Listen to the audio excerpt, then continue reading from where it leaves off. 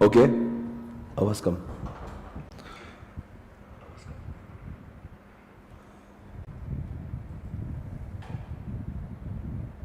Okay guys, very good morning everyone.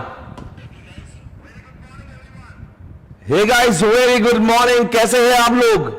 सो दोस्तों, आज शुरुआत करेंगे फॉर ग्रुप 2, और ग्रुप 2 की शुरुआत करने जा रहे हैं हम लोग। सब्जेक्ट है जिसका नाम है EISSM, right? This subject is also there in the examination for 100 marks, जहां पे EIS का वेटेज होगा 50 मार्क्स और SM का भी वेटेज होगा 50 मार्क्स का। शुरुआत करेंगे EIS से, उसके खत्म होने के पश्चात हम लोग शुरुआत करेंगे SM के साथ में। EIS का subject is little lengthy SM के कंपैरिजन में। SM को उतना वक्त नहीं लगता जितना कि EIS को लगता है। चलो, उम्मीद है आपको मेरी आवाज आ रही है, सब कुछ सबको दिखाई दे रहा है। आज के जो क्लास के नोट्स है वहां पे आपको I think it is there, वहां पे पिन किया हुआ है आज के नोट्स। अगर आपको इस चैप्टर के नोट्स अगर डाउनलोड करना है, इट इज गिवन यूट्यूब के कमेंट बॉक्स में, आपको वो लिंक दिया गया है, आप उसको क्लिक करके वो डाउनलोड कर सकते हो, right guys? So today we have to start with EISSM। दोस्तों, बहुत मजा आने वाला है, very very interesting.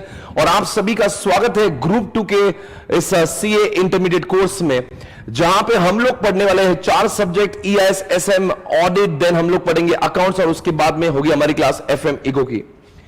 EISSM will start always in the morning 9:30 से लेके 11:30 हमारा EISSM होगा। देन उसके बाद में 11:30 से 1:30 there is audit, then 2 to 4:15 there is again accounts, and then 4:30 to 6:30 FM eco।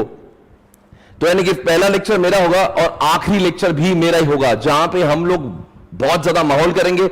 बहुत ही ज्यादा इंटरेस्टिंग सब्जेक्ट है, और मुझे ये बताते हुए कोई डाउट नहीं है कि ग्रुप 2 के subjects are more interesting than the group 1।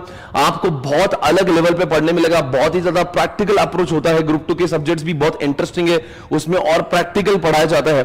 तो this is going to be awesome, आप सभी को बहुत मजे आने वाली है। और अब मैं ज्यादा और क्या बताऊं, क्योंकि आप खुद ही इसको एक्सपीरियंस करने वाले हो, राइट? ये लेक्चर्स डेली होंगे। ऑफ कोर्स संडे के दिन हो सकता है लेक्चर्स ना हो, डेली बेसिस पे ये लेक्चर्स होंगे।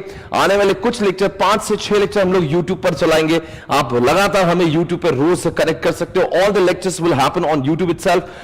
सारे के सारे जो 4 लेक्चर्स है, चाहे वो FM को हो, अकाउंट्स हो, ऑडिट हो, EISM हो, everything will be on our own channel. इस चैनल के द्वारा हम आपसे जुड़े रहेंगे। उसके बाद में वंस यू गेट रजिस्टर, उसके बाद you will be getting one ID password through which you will be able to access all the lectures.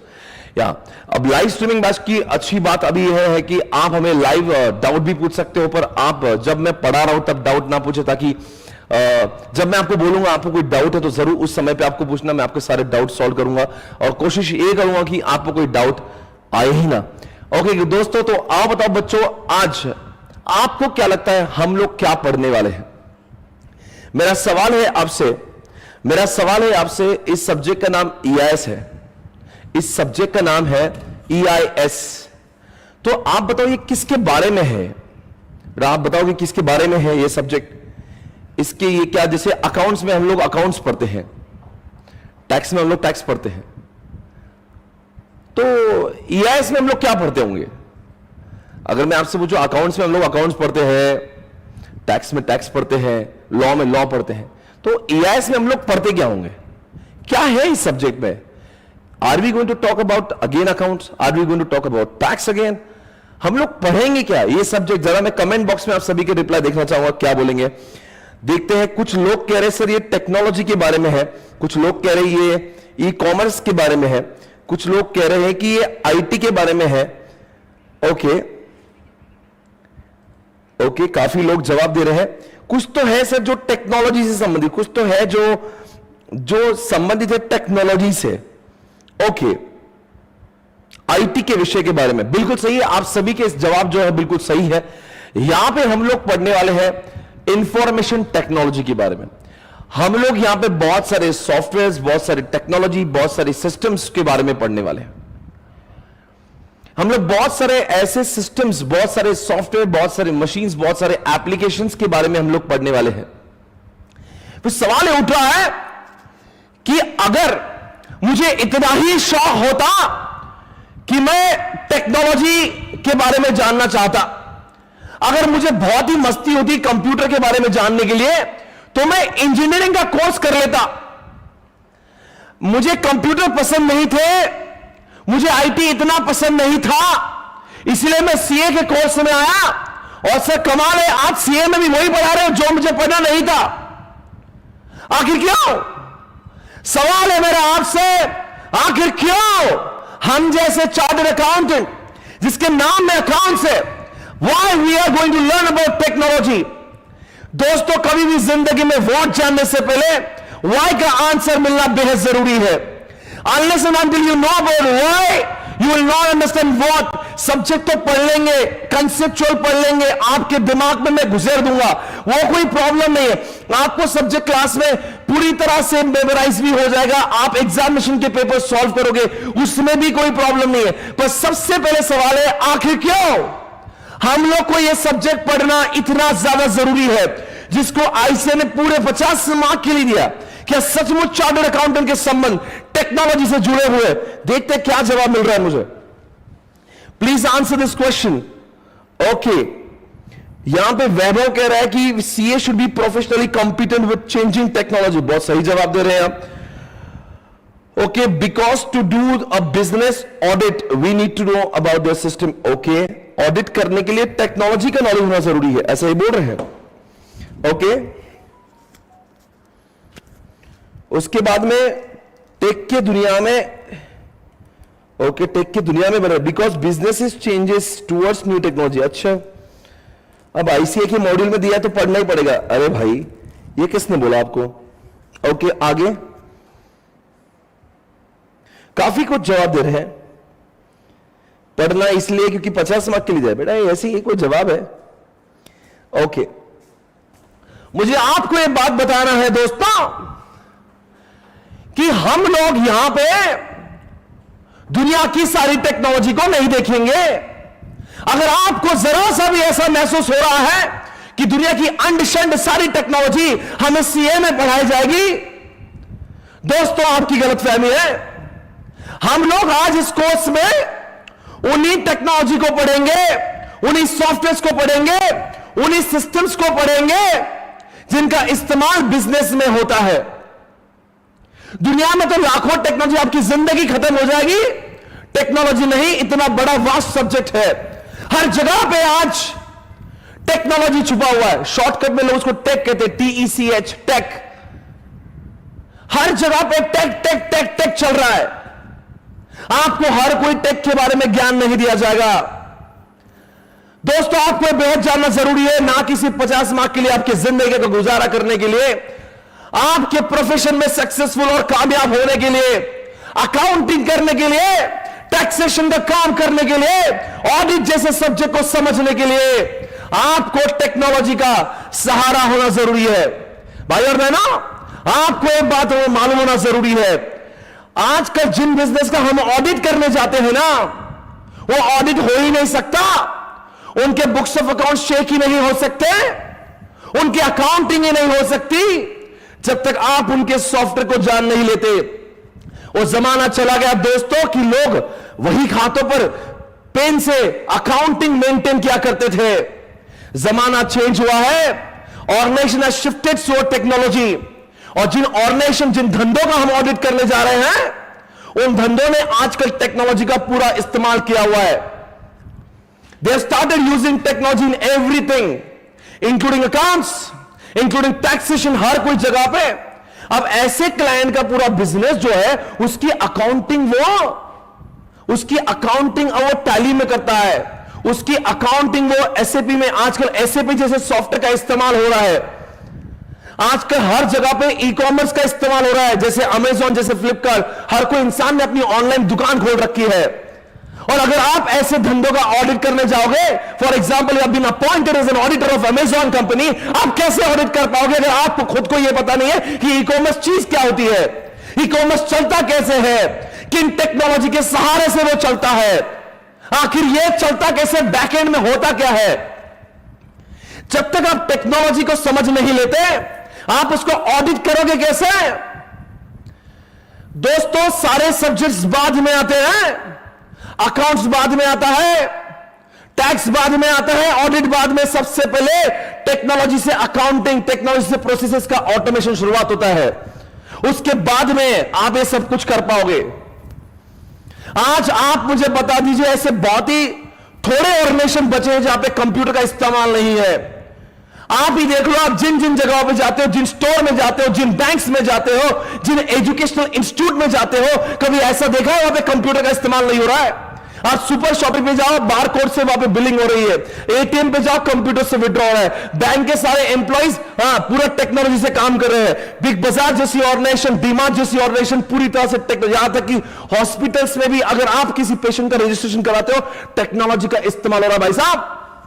अरे ओला जैसे गाड़ियों में, जोमैटो जैसी जगह पे, फ्लिपकार्ट, अमेजॉन जैसे ऑनलाइन ई कॉमर्स स्टोर पे पूरा टेक्नोलॉजी है। तो इतना हर जगह पे टेक्नोलॉजी है। इन बिजनेसेस का ऑडिट जब आप करने जाओगे, ऑडिट करोगे कैसे? उनके बुक्स ऑफ अकाउंट्स को चेक करोगे कैसे? उनके प्रोसेसेस को समझोगे कैसे? Unless and until you know about technology, इस सब्जेक्ट का आपके साथ में बहुत गहरा रिश्ता है भाई और बहनों। अभी तो इंडिया ने कंप्यूटर का इस्तेमाल करना शुरू किया है। अभी तो और बहुत ज्यादा क्या बोलते हैं, लेटेस्ट टेक्नोलॉजी का इस्तेमाल इंडिया में होना बाकी है। जितना बिजनेस वाले लोग टेक्नोलॉजी का इस्तेमाल अपने बिजनेस में करके, उतना हर चार्टर्ड अकाउंटेंट, हर ऑडिटर को टेक्नोलॉजी का नॉलेज होना बहुत ज्यादा जरूरी है। वरना you will not be, suppose आपको लगो sir this is an ERP system, take the ID password, जाओ ऑडिट करो। Sir I will not be able, please give me the report. This is an ID password, you are an auditor, go and start doing audit. You will not be able to perform the audit function अगर आपको उसको पता ही नहीं यार में report निकलते कैसे, accounting हुआ कैसे, चेक करे कैसे। अकाउंट्स को तो तब चेक करोगे ना जब अकाउंट समझ में आ रहा है कि रिकॉर्ड हुआ कैसे है। अकाउंटिंग के रिपोर्ट्स ही नहीं मालूम, how can you understand whether it is true और फेयर, ट्रू एंड फेयर। इसीलिए दोस्तों आप सभी को यह बात मालूम होना जरूरी है। Everybody come on, everyone, are you there guys? Come on. Okay, I hope सभी लोग मेरे साथ में हैं और सब लोग पढ़ रहे हैं अच्छे से।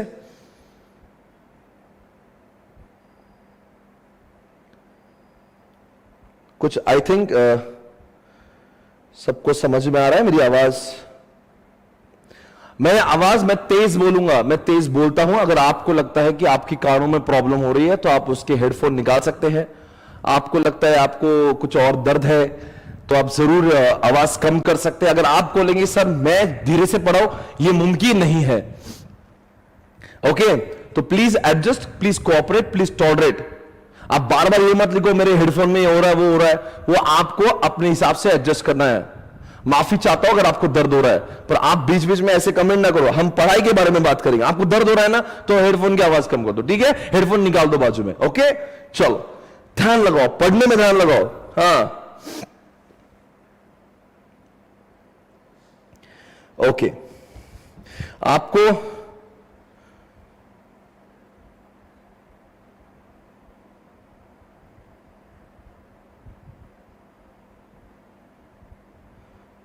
Okay, let's start. चलो ठीक है, आप सबने अपनी आवाज को एडजस्ट कर लेना है। धीरे धीरे आपको मेरी आदत हो जाएगी, आपको लगेगा यही आवाज ठीक है। और वैसे ये थियोरेटिकल सब्जेक्ट है और मैं नहीं चाहता कि क्लास में आप सो जाएं। आज तक का मेरा रिकॉर्ड है, आप मेरी क्लास में कोई सो नहीं सकता। आप जानते वजह क्या है? पहले 5 मिनट में आप समझ चुके हैं कि वजह क्या है। सोने का अवसर ही नहीं मिल सकता। सोएंगे तो आपको दर्द होगा, उससे इंसान बोलेगा मैं होश में पढ़ ही लूं, वैसे भी सोने देगा नहीं। इसीलिए दोस्तों आप क्या करें, अच्छे से पढ़े, यही आपके लिए बहुत अच्छी बात है। दोस्तों आज विषय निकला है, अगर मैं आपको अमेजॉन जैसे कंपनी का ऑडिट करने भेजता हूं, ओला की बात करेंगे, जोमैटो की बात करेंगे, फ्लिपकार्ट की बात कर लेंगे। आप ऑडिट तभी, अरे डीमार्ट का ऑडिट करने की बात कर रहे हैं, आप ऑडिट तभी कर पाओगे जब आप इस विषय को समझोगे। यह विषय आपको समझाएगा कि कौन से सॉफ्टवेयर का इस्तेमाल आजकल ऑर्गेनाइजेशन कर रही है अकाउंटिंग करने के लिए, ऑटोमेशन करने के लिए, ई कॉमर्स करने के लिए। आप जितना इस सब्जेक्ट को समझोगे, उनके सिस्टम्स को समझ जाओगे, फिर आपको अकाउंट का नॉलेज का इस्तेमाल करके, आपके टैक्सेस के सब्जेक्ट का नॉलेज का इस्तेमाल करके, आपके ऑडिट के विषय का नॉलेज का इस्तेमाल करके आप उस ऑर्गेनाइजेशन के ऑडिट कर पाओगे, उनका टैक्सेशन का टैक्स ऑडिट कर पाओगे। तो देखो ये है भाई। अब चलो आगे बढ़ेंगे। आप ही तरह सोच के बता, don't you think the world is moving towards technology? Can you please tell me any 5 examples which cannot survive without technology. आपको मुझे जवाब देना है ऐसे कौन से 5 ऑर्गेनाइजेशंस है which cannot survive without technology. देखते कौन से लोग जवाब देंगे.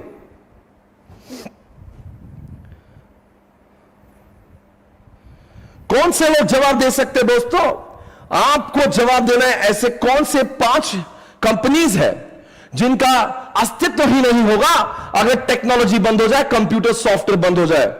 यहां पे कुछ लोगों ने बैंकिंग लिखा है, कुछ लोगों ने एजुकेशन. यहां तक कि इस क्लास में मैं जो आप तक पहुंच पा रहा हूं ना दोस्तों, ये इसी सब्जेक्ट की मेहरबानी है. Do not underestimate the power of this subject. आज आप मुझे दूर से भारत के कोपचे कोपचे से आप मुझे देख पा रहे, it's only because of technology. Otherwise you would not have been able to watch me that too real time.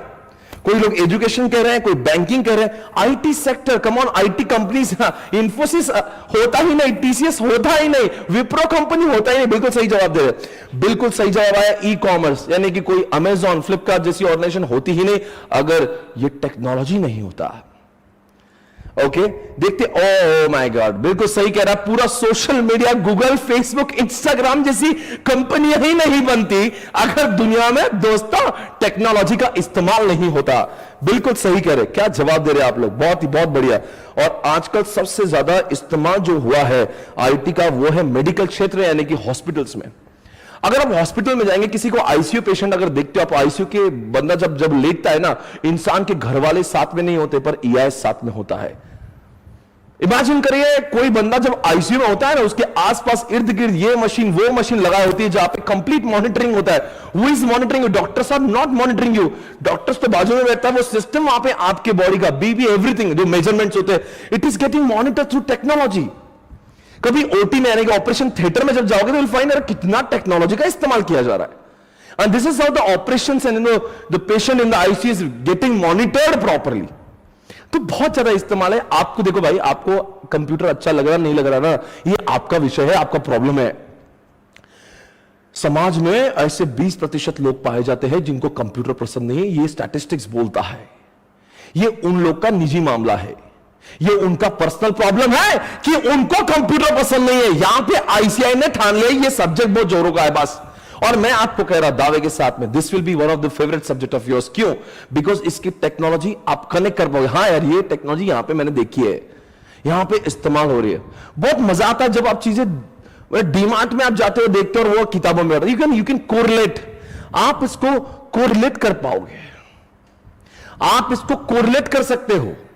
ऐसा नहीं कि हम लोग कुछ भी अनशन दुनिया की कोई भी टेक्नोलॉजी में आपको पढ़ा. मैं दुनिया की कोई भी टेक्नोलॉजी आपको नहीं पढ़ा रहा, मैं उन्हीं टेक्नोलॉजी की बात कर रहा हूं जिसका संबंध आपके साथ होगा. तो दोस्तों आओ शुरुआत करें इस पूरे सिलेबस के साथ में.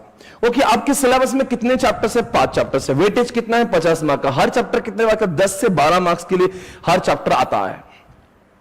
10 से ये प्रमुख 5 ही चैप्टर है जिसको एग्जामिनेशन में 8 से 12 लिखा है, पर लगभग आप मान लो ऑन एन एवरेज 10 मार्क के लिए चैप्टर आता है. पर वो क्या होता है ना, ऑप्शन के साथ में हर चैप्टर जब 12 मार्क का आता है वो 60 मार्क का क्वेश्चन बन जाता है.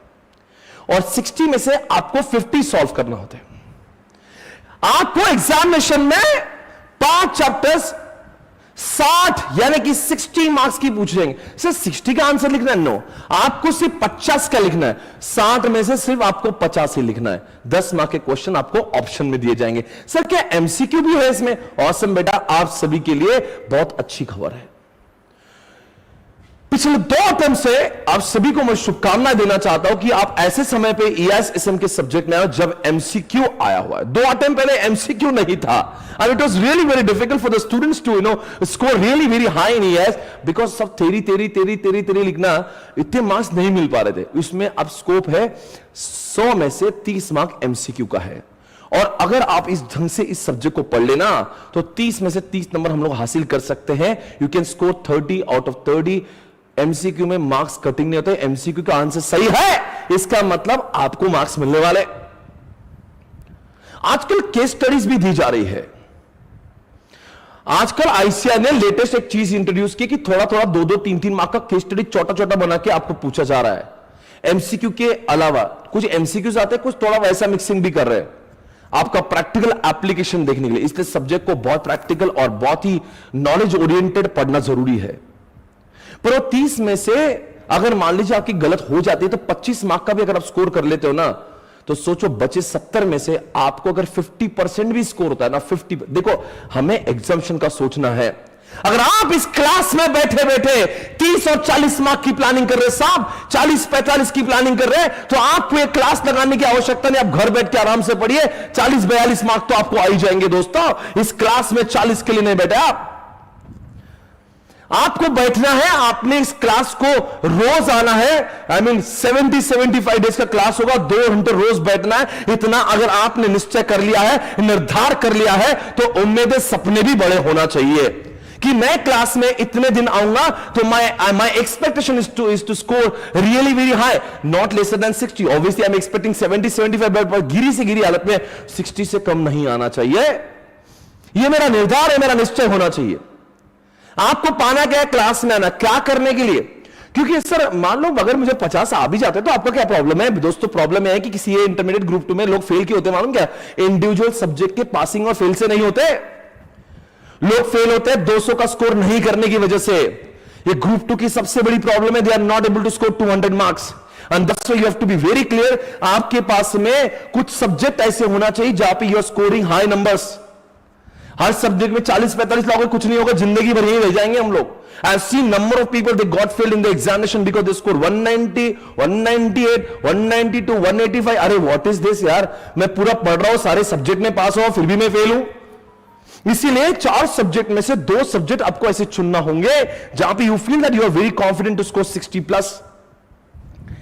और मुझे लगता है कहीं ना कहीं ये जो सब्जेक्ट ऐसा दोस्तों जहां पे जो हम पढ़ेंगे एग्जामिनेशन में उसके बाहर कुछ नहीं आएगा। सर क्या बात करो, देखो बच्चों जब कोई प्रैक्टिकल सब्जेक्ट होता है ना, आईसी के पास में गेम करने के लिए बहुत सारा स्कोप होता है। वो क्वेश्चन में ट्विस्ट करते हैं, इधर से अमाउंट उधर कुछ एडजस्टमेंट आईसी बना देते हैं, आपको गुमराह करते हैं। यस, ऐसे में गुमराह नहीं कर सकते। हम जो किताब में पढ़ रहे हैं उसके बाहर नहीं आएगा कुछ। जो हम पढ़ रहे हैं वही उसकी सीमा है। आईसीए ने बाउंड्रीज डिफाइन कर दी है, प्रैक्टिकल सब्जेक्ट की बाउंड्रीज डिफाइन नहीं हो पाती। इसीलिए सब्जेक्ट में लगता है कि मार्क्स मिलने के जो चांसेस है, जो अवसर है वो कुछ ज्यादा है। इसलिए आप सभी में दोस्तों इस सब्जेक्ट को एग्जामिनेशन में एग्जामिनेशन पॉइंट ऑफ व्यू से पढ़ना चाहिए। डे 1 ने मुझे बोलने दीजिए, मुझे रोको मत। मैं बोलना चाहूंगा कि आपने सपने देखना है कि मुझे 60 लाना है, इसीलिए क्लास में रेगुलर आना। सर और क्या करना पड़ेगा 60 लाने? रेगुलर क्लास में आना, बस। दूसरी बात, गलती से अगर कोई क्लास छूट जाए तो आपके लाइव स्ट्रीमिंग मोड पे उसको स्टोर किया जाता है, एक बार आप उसको देख सकते हो। In case you are not able to attend today's lecture, no problem, आपको बैकअप में देखना है, पर बहुत बैकअप देखना अच्छा नहीं। कितना बैकअप करोगे भाई? और आप जानते हो हमारी आदत किसी वो रह जाता है ना, तो रह जाता है। आप सभी जानते हैं अपने ग्रुप में नहीं, कुछ ऐसे लेक्चर से हमारे नहीं हुए तो नहीं हुए, क्योंकि हमें रोज नया भी तो पढ़ना है, इसलिए वो सब गलती ना करें। तीसरी बात, जब आप क्लास में बैठे हो ना, पूरी सामग्री के साथ में आपके इसमें स्टिकी नोट्स होना चाहिए, आपके इसमें हाइलाइटर होना चाहिए, आपके इसमें पेन पेंसिल और एक नोटबुक स्पेशल ईआईएसएम की। किसी और सब्जेक्ट की चिंदगिरी करके उसमें इधर से पेज पीछे से लिखेंगे, ये सब नौटंकी नहीं चाहिए मुझे। Okay, I want a separate notebook. मैं आपके सभी की नोटबुक चेक करने वाला। Okay, I want a separate notebook for this subject, जहां पे जब मैं आपको कुछ बोलूं लिखना है तो आपको लिखना है। हम पूरी वो सारी कोशिश करेंगे जब आपके स्टिकी नोट्स, आपको स्टिकी नोट्स पता है, जरा आप जरूर देंगे मुझे स्टिकी नोट्स। ये ऐसी इस टाइप की स्टिकी नोट है। ये तो बहुत छोटी साइज की है, ये स्मॉल साइज है, इसमें एक मीडियम साइज है तो एक लार्ज आती है। तो आपको स्मॉल मीडियम लार्ज तीनों खरीदना है। सर ऐसे क्या बातें करो, ये भी कोई बच्चे बता रहे हैं? यही तो बातें हैं जो मैं एग्जाम्पल देने वाला हूं, जो मैं कुछ प्रैक्टिकल बातें बताने वाला हूं, वो किताबों में नहीं होती है, वो मेरे जुबान पर होती है, जो आपको लिखना होती है। मैं आपको रियल लाइफ में क्या क्या चल रहा है वो जब बताऊंगा, you have to remember this, you have to keep it in your mind till the examination. अगर मैं बोल दूं आप ना लिखे, आपका दिमाग तो इतना सुपर पावर नहीं ना कि मेरी कही हुई बातें, और वो भी 4 सब्जेक्ट की बातें, वो भी 8 सब्जेक्ट की बातें आप अपने दिमाग में रख लोगे। Are you computer? You are human being जिसकी आदत है भूलने की। हमारा दिमाग 18-20 दिन तक स्टोर कर पाता है, बाद में धीरे धीरे भूलने लगता है। कोई प्रॉब्लम नहीं, हम क्लास में से जो नॉलेज है 2 जगह से ले जाए, एक ब्रेन में और एक चिट्ठियों पर। इनकेस हमारा दिमाग भूलने लगे, नो प्रॉब्लम, चिट्ठियों पर लिखा जाएगा। क्लास अटेंड करना सब कुछ नहीं होता भाई और बहनों, क्लास तो पूरी दुनिया अटेंड करती है। आजकल 90% से ज्यादा लोग क्लास करते हैं। 90% लोग विद्यार्थी पास नहीं होते। अगर ऐसे होता क्लास लगा के ही पास हो तो फिर सब लोग पास हो जाना चाहिए। अंडरस्टैंड करो, आपको क्लास करते समय एक स्मार्टनेस भी आना चाहिए कि मैं कैसे पढ़ाई कर रहा हूं, क्लास में कैसा बैठा हूं, मैं कितना फोकस्ड हूं, मेरा मोबाइल पूरी तरह से ऑन है, मेरा व्हाट्सएप ऑन है, मेरा इंस्टाग्राम ऑन है, and I am still saying और आई एम अटेंडिंग। सी भाई, अपने आप को मजाक करना, अपने आप को फूल बनाना छोड़ दो। दुनिया में किसी के साथ में भी चीट करो, do not cheat yourself. This is about your career, this is about your life, this is about your family, it is not only about you. So आज का डे 1 है, मुझे बोलने दीजिएगा। डे 1 पे समझ लो भाई, ग्रुप 1 में अगर आपने कुछ पाप किया, फॉरगेट अबाउट इट, ग्रुप 2 में ठोक दूंगा। हो सकता है कहीं लोग सीए फाउंडेशन पास हुए तो और अचानक से ग्रुप 1 में आ गए, दे वर नॉट सीरियस, और जब वो सीरियस होने लगे ग्रुप 1 खत्म होने का टाइम भी आ गया। आपके लिए, सभी के लिए एक अच्छी न्यूज है। अगर आप ग्रुप 1 अगर फेल हो जाते हो, ऐसा होना नहीं चाहिए, हो गए, और ग्रुप 2 भी सिर्फ पास हुए ना, आपकी आर्टिकलशिप चालू हो जाती, आपका वक्त वेस्ट नहीं होगा। आप सभी से गुजारिश है, ग्रुप 1 में अगर कुछ पाप किए, कुछ होमवर्क किए, सारी चीजों से सीखा आपने, रियलाइज किया, वो जो गलतियां ग्रुप 1 में करी है ना, होमवर्क नहीं किया, कभी घर पे आके पढ़ाई नहीं किया, क्लास में ध्यान नहीं दिया, वो सब भुला दो। आप ग्रुप 2 में कोई गलती नहीं करना, क्योंकि अगर ग्रुप 2 में भी अगर 200 का स्कोर हो जाता है, आपकी आर्टिकलशिप चालू होती है और धीरे धीरे हम लोग ग्रुप 1 निकाल ही लेंगे। जो गया वो बीत गया, जो हाथ में उसके ऊपर फोकस करिए भाई और बहनों। जिंदगी में प्रैक्टिकल होना सीखे, इमोशनल नहीं। क्लास करना है ना, एक तो पढ़ाई करना नहीं, और करना है ना फिर छोड़ना नहीं। ये आधे अधूरे लोग होते हैं ना दुनिया में, आगे नहीं जाते, जिनको मस्ती भी करना है और जिसको पढ़ना भी है। ऐसे लोगों के लिए सी कोर्स बना नहीं साहब। अगर क्लास से बैठे ना, you have to be you have to sit with full concentration, full dedication. जो भी काम करना है ना जिंदगी में 100% देना है, नहीं तो देने से कोई फायदा नहीं, उसका रिजल्ट आता नहीं बाहर। कई लोग टाइम पास करने के लिए सीए करते, थोड़ा सा मन मस्ती में लगता है, थोड़ा सा दोस्तों में लगता है, और थोड़ा लगता है पढ़ाई में। ऐसे लोग 170, 180, 190 लाते हैं और बार बार फेल होते हैं। I have seen people those who have failed for 10 attempts. अरे भाई, 10 अटेम्प्ट में लोग फेल हो जाते हैं, मजाक नहीं बोल रहा हूं मैं। आप उसको 10 अटेम्प्ट पे अटेम्प्ट लगते हैं। आपको ये सब करना है? अरे भाई, जिंदगी में और बहुत कुछ करना है, जिंदगी में बहुत कुछ और भी बाकी है। CA is not life, CA just part of life. आपकी जवानी की उम्र एंजॉय करना है कि नहीं करना है? कब कब करोगे एंजॉयमेंट? सारा जिंदगी सीए कर लोगे? इसलिए सीए के 6 महीने पढ़ाई करके छोड़ दो, बाद में जिंदगी में वो करो जो आपके लिए, जिसके लिए बने हो सकता है you made for something else. आप हो सकता है you are very good dancer, you are very good singer, you must be something else, you know you have got some more interesting things in your life. वो सब कब करेंगे भाई? कुछ लोग कहते हैं सीए मेरी निष्ठा है, आस्था है, पूरा है, श्रद्धा है। भाई सब है, तेरी पूजा है, तेरी श्रद्धा है, तेरी भक्ति है, पर खत्म कर, दूसरे और चीजें भी देखना है। इसलिए सीए करके उसको 6 महीने दिया ना, 6 महीने 100% क्लास अटेंडेंस खत्म, सीए इंटर खत्म, 3 साल मिलेंगे। आर्टिकल के साथ में 10 चीजें और कर सकते हो आप, पर पढ़ाई के साथ में नहीं। अपने आपके दिमाग को, ब्रेन को खोलिए दोस्तों। दुनिया कहां जा रही है, आप कहां जा रहे हो? आपकी उम्र, आप छोटे नहीं हो, 20-21 साल की आपकी उम्र है। कम ऑन गाइस, अंडरस्टैंड करो, हमें जिंदगी में और भी पाना है। डेडलाइन है 25 या 26 साल की, उसके बाद में आपकी शादी कर दी जाएंगे, फिर कुछ नहीं होगा। You have got only 3, 4, 5 years in hand. उसमें जो कुछ करना ना, जिंदगी जी लेना, सीए के साथ साथ में और बहुत कुछ कर लेना। पर उसके लिए क्लास में फोकस करना होगा, चारों सब्जेक्ट होंगे, फोकस करेंगे, पूरा दिलो जान से ठोक देंगे। 6 महीने आपके दिमाग में और कुछ नहीं आना चाहिए, बस एकदम 6 महीने। आपकी examination November, December, what ever it is. बहुत दिन से चैट नहीं देखा, ओके। चलो, बहुत अच्छी बात है, आप मेरी बातों को समझ रहे हैं। आगे बढ़ेंगे दोस्तों। आज आपको ये समझना है कि आखिर ये 5 चैप्टर्स दिए क्यों हैं।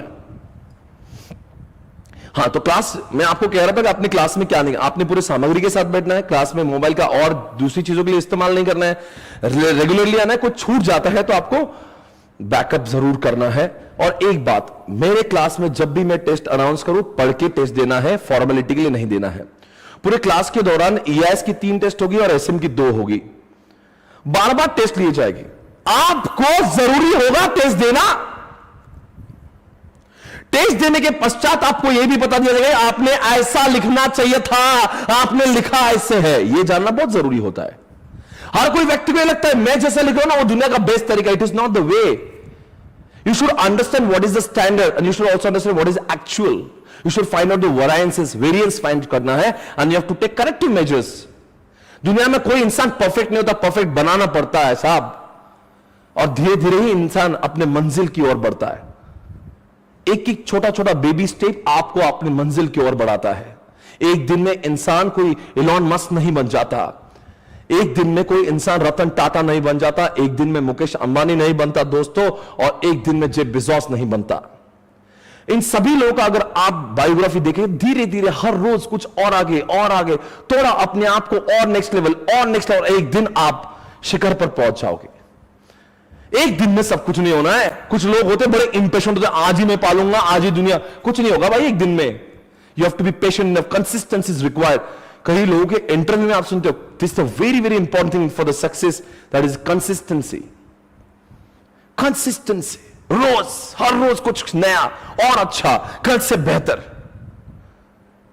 ये मोटिवेशन के बगैर आप सी इंटरमीडिएट ग्रुप 2 में आओगे साहब, बहुत दर्द है। रोज 8 से 10 घंटे की क्लास करना मजाक नहीं है, माइंडसेट का गेम है, इंसान के फिजिकल कैपेसिटी का नहीं।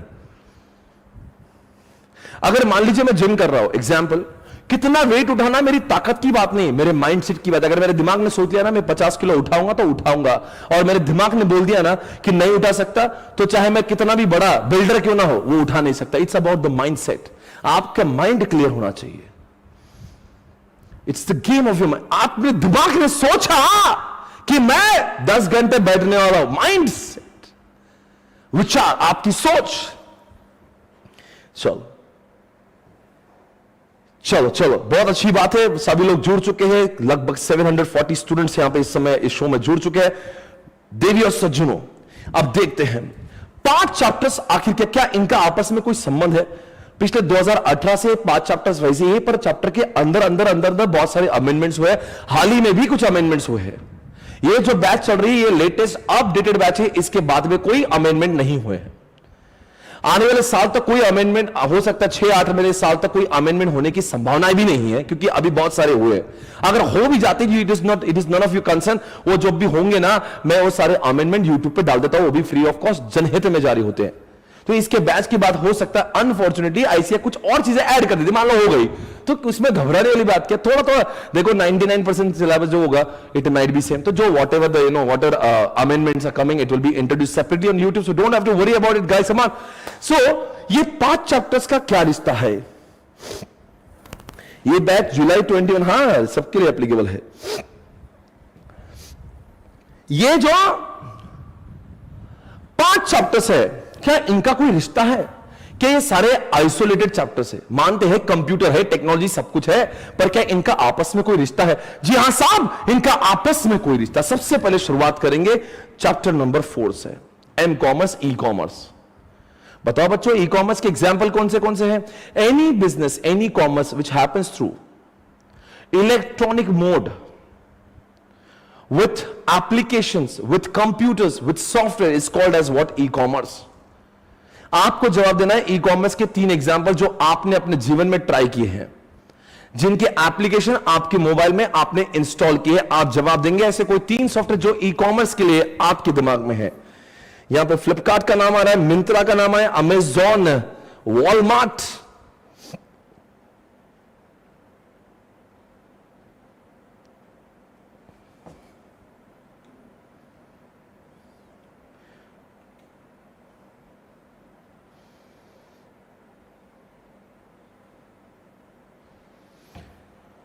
ओके किसी ने स्नैपडील कहा, किसी ने जोमैटो कहा, किसी ने जियो मार्ट का, बहुत अच्छा लगा सुन के जियो मार्ट का नाम मुझे।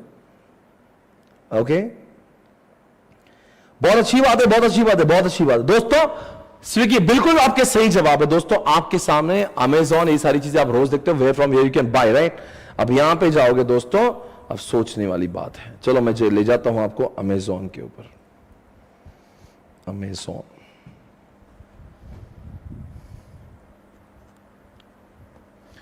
ये अमेजॉन है आपके सामने। क्या आप यहां से बाय कर सकते हो? जी हां। गुड्स कब मिलेंगे आपको? विद इन फ्यू डेज मिल जाते हैं। कैसे मिलते हैं? ऑनलाइन आपको यहां से बाय करना होता है, वो आपको डिलीवरी फिजिकल लाके देते हैं। इसको हम लोग ई कॉमर्स कह रहे हैं। अगर यही डीमार्ट की शॉप होती भाई और बहना, तो मैं डिमार्ट में जाके चीजों को खरीदता, उठा के घर पे लेके आता। वो ई कॉमर्स नहीं कर, वो सिर्फ कॉमर्स है। कॉमर्स ये आपके सामने ई कॉमर्स है, 24/7 चलता है। क्या बिग बाजार ई कॉमर्स है? No. DMart? No. Shoppers Stop? No. इनके दुकानों पर जाके लेना पड़ता है, तो वो ई कॉमर्स कैसा? पर फ्लिपकार्ट, अमेजॉन ई कॉमर्स है। चलो ठीक है, तो ई कॉमर्स के दुनिया को हम लोग चैप्टर नंबर 4 में जानेंगे। ई कॉमर्स क्या होता है, चैप्टर 4 की शुरुआत करेंगे। E commerce, m commerce. और आज सर ई कॉमर्स के बारे में क्यों इतनी जानकारी? आप ही मुझे बताओ, डोंट यू थिंक हर कोई ऑर्गेनाइजेशन, आप जितने लोग जानते हैं, they have converted their business from offline to online. swapnilpatni.com क्या है भाई? आप जैसे लोग, आप जैसे छात्र, आप जैसे स्टूडेंट, जब भी किसी को पेन ड्राइव लेना है, गूगल ड्राइव लेना है, ओटीडी लेना है या लाइव स्ट्रीमिंग करना है, कहां जाके आप बाय करते हो? आप पूना में आते हो लेने के लिए? No, you are able to buy our books and pen drive through what? Come on the website. तो क्या है, हम लोग ई कॉमर्स पे। तो ऐसे हमारे जैसे बहुत सारे लोगों ने ई कॉमर्स चालू किया है, इसलिए आप जैसे स्टूडेंट्स को इन ई कॉमर्स के बारे में जानकारी रखना है, क्योंकि आपके सीए बनने के बाद में स्वप्निल पाटनी क्लासेस, अमेजॉन, फ्लिपकार्ट, जोमेटो जैसे आपके क्लाइंट्स होंगे जो वो ई कॉमर्स पे होंगे, और उनका ई कॉमर्स का धंधा अगर आपको नहीं समझा तो आप कैसे उसका ऑडिट करोगे? अंडरस्टूड? तो चैप्टर नंबर 4 जरूरी था, वो आपको दिया भी है। और इसमें बहुत सारी इमर्जिंग टेक्नोलॉजी के बारे में दिखाया है कि दुनिया में लेटेस्ट कौन सी टेक्नोलॉजी का इस्तेमाल हो रहा है। इन दिनों में क्लाउड कंप्यूटिंग है, मोबाइल कंप्यूटिंग है, ग्रिड है, वर्चुअलाइजेशन है, ऐसे बहुत सारे आधुनिक, आर्टिफिशियल इंटेलिजेंस है, मशीन लर्निंग है। अरे कितनी टेक्नोलॉजी आपको पता भी। हम लोग चार्टर्ड अकाउंटेंट की सिलेबस में यहां पे अगर नहीं होता तो हम कभी इस नॉलेज से वंचित रह जाते। People would have talked about machine learning, अच्छा, आर्टिफिशियल इंटेलिजेंस, अच्छा, और हम लोग क्या बात करते? अरे बात जान दो, समझना तो चाहिए क्या बोल रहा है बाजू वाला। और आजकल इन सब का इस्तेमाल हमारे बिजनेस में हो रहा है। देखो अमेजॉन, सर अमेजॉन क्या कर रहा है? जरा इस अमेजॉन को जिन लोगों ने इस्तेमाल किया है उनको सभी को पता होगा। एक बार आप अमेजॉन से कुछ यहां पे सर्च करिएगा, वो चीजों की आपको एडवर्टीजमेंट बार बार अलग अलग एप्लीकेशंस पे दिखती है। आप यहां पे कुछ सर्च करो, जब भी आप किसी और सोशल मीडिया पे गए, वो आपको लगातार मॉनिटरिंग कर रहा है। यहां पे सर आपको कौन देख रहा है? सर हमको तो कोई नहीं दिख रहा है यहां पे। तो अरे बहुत लोग आपको देख रहे हैं, उसको कहते हैं हाँ, यहां पे वेब 3 का टेक्नोलॉजी हो रहा है, आपको मॉनिटर कर रहा है कि आप क्या क्या देख रहे हो। सर वहां पे कोई बैठा है? हाँ, इंसान नहीं, मशीन बैठी जो आपको देखता है आप क्या देख रहे हो। और आपको मान लो 10 में से 9 बार आपने यहां पे अगर मान लो शर्ट सर्च किया होगा, अमेजॉन समझ जाता है अच्छा इसको शर्ट में दिलचस्पी है, उसकी मशीन समझ जाती है, उसका आर्टिफिशियल इंटेलिजेंस समझ जाता है कि इस बंदे को शर्ट लेने में पड़ा। मान लो कोई लड़की बार बार मेकअप का सामान देखती है, यहां पे मेकअप देखती है, लिपस्टिक के बारे में बात करो, जब भी लिपस्टिक नई मार्केट में आएंगे उसको ईमेल अपने आप आएगा। कौन भेजेगा? आदमी नहीं, सिस्टम बोलता अच्छा इसकी दिलचस्पी साला मेकअप के आइटम में, काम करो ये भेज रहे उसको ईमेल। इंसान नहीं करेगा साहब, इंसान कुछ ही लोगों को सर्व कर सकता है, टेक्नोलॉजी लाखों करोड़ों को सर्व कर सकती है। तो आप लोगों को कभी कभी लगता नहीं, जैसे मान लीजिए मैं वेबसाइट पे जा रहा हूं, मेक माई ट्रिप पे, जहां पे मैंने पुणे बेंगलोर सर्च किया हुआ है। पुणे बेंगलोर सर्च करने के बाद मैंने सर्च करके छोड़ दिया, I did not buy it. पर जब भी मैं कोई और वेबसाइट पे भी जाता हूं, दूसरे बोलता है चलता गया, आजा बॉम्बे जाना है, बेंगलोर जाना है। उसको कैसे पता मुझे बेंगलोर जाना है? मैंने तो सिर्फ मेक माई ट्रिप को बोला था, मैं दूसरी वेबसाइट पे जा रहा हूं, वो बोलता है आजा। अरे कैसे आजा भाई, तुझे कब बोला मैंने? वो हमें देख रहे लगातार हम क्या कर रहे हैं, हमारी हरकतों को मॉनिटर किया जा रहा है। कभी कभी समटाइम्स यू सरप्राइज, साला आपने मिंत्रा पे शर्ट चेक किया, दूसरी वेबसाइट पे हम लोग फेसबुक पे मिंत्रा की एड पॉपअप हो जाती, मैं कोई और ऐप पे वहां पे मिंत्रा की एड पॉपअप आता। कैसे यार, हो कैसे रहा है, कैसे होता है ये सब कुछ? ये सब चीजें सीखना जरूरी है। बहुत बड़ी दुनिया है। आइए दोस्तों, आगे बढ़ने का समय आ चुका है। ओके देविया सज्जनों, चैप्टर 4 को तो आपने देख लिया। सर फिर चैप्टर 4 है तो चैप्टर 5 की जरूरत क्या? अरे आप ही बताओ, whenever you want to buy something online, don't you have to make payment on that? पैसे देंगे कि नहीं देंगे? डेबिट कार्ड, यूपीआई से पेमेंट देंगे कि नहीं देंगे? अरे तो फिर इसलिए चैप्टर 5 पढ़ेंगे ना, जिसमें कोर बैंकिंग से सिखाते हैं कि आखिर पेमेंट होते कैसे हैं, आखिर बैंकिंग सिस्टम चलती कैसे। No e commerce business can sustain without banks. without making payment. भाई पैसा, you are coming online swapnilpatni.com, you want to buy any course, will you be able to do it? Will you be able to buy unless you make the payment? No, you have to use what? Come on, banking system. आपको core banking क्या होता है, कैसे centralise banking system होती है, कैसे ATM चलते हैं, कैसा मोबाइल पे बैंकिंग होता है, ये सब कुछ जानना आपके लिए जरूरी। बिकॉज आप जब किसी क्लाइंट के पास जाओगे ना, उसका सारा पैसा आजकल कैश, बच्चों नोट नहीं आती, मैं आपको बताता हूं, मेरा 99%, वो भी मैं 100% बोल सकता हूं कोविड के समय पे, मुझे आजकल कैश नहीं साहब मेरे पास। अगर आप बोले सर 100 रुपए दे दो, 100 रुपए भी नहीं मेरे पास, कहां से लाऊं, मैं गरीब आदमी हूं, कैश नहीं मेरे पास। मेरे बैंक में बहुत है, हाथ में कैश में नहीं। क्यों? Because everything is coming online. तो जब आप किसी क्लाइंट का ऑडिट करने जाओगे तो आपको पता होना चाहिए इसको पैसे आते कैसे, कहां से आते, क्या मैकेनिज्म है, क्या फ्रॉड हो सकता है यहां पे, क्या गड़बड़ हो सकती है, क्लाइंट का नुकसान कैसे हो सकता है, आपको ऑडिट करना पड़ेगा, आपको क्लाइंट को समझाना पड़ेगा। इसलिए कोर बैंकिंग आपको एक सेपरेट चैप्टर दिया है। तो ई कॉमर्स होगा तो कोर बैंकिंग पैसे देने के लिए। आप बताओ, मेरा एक सवाल आपसे, आप ही बताना चैप्टर 2 की जरूरत क्यों है? Why financial and accounting systems are required? Accounting के सॉफ्टवेयर के बारे में क्यों सिखा रहे हैं हमें? हम है कौन? Chartered accountant. Then why the hell we have to know about accounting softwares? अरे भैया, जिस ऑर्गेनाइजेशन को ऑडिट करने जा रहे हो ना, उसने सारा अकाउंटिंग टैली ईआरपी पे किया है, और अब वो टैली ईआरपी की रिपोर्ट्स का ऑडिट कैसे करोगे आप? अगर आपको खुद को ही टैली नहीं आता तो टैली का ऑडिट कैसे करोगे आप? I'm telling you guys, more than 90% of the clients are using what? Come on, automated software for making the records of accounts. उस सॉफ्टवेयर के बारे में जानकारी है तो उसका अकाउंटिंग चेक कैसे करोगे आप? कभी कभी तो चार्टर्ड अकाउंटेंट को क्लाइंट बोलता है, भाई अकाउंटिंग भी तुम ही करो। भाई अकाउंटिंग का काम कैसे लोगे आप? आप किसी क्लाइंट का अकाउंटिंग मेंटेन कैसे करोगे जब आपको यही पता नहीं अकाउंटिंग का सॉफ्टवेयर? अकाउंटिंग के सॉफ्टवेयर के बारे में जानना बेसिक रिक्वायरमेंट है। लोग बोले ये पागल है, तू चार्टर्ड अकाउंटेंट बना है, सिर्फ तुझे सिर्फ अकाउंटिंग का डेबिट क्रेडिट थ्योरी पता है, प्रैक्टिकल तो पता है। एक एंट्री मार मेरे सामने, एक एंट्री कर, अच्छा मार एंट्री, मार सकता क्या? कैसे ऑडिट? किताबों पे theoretical.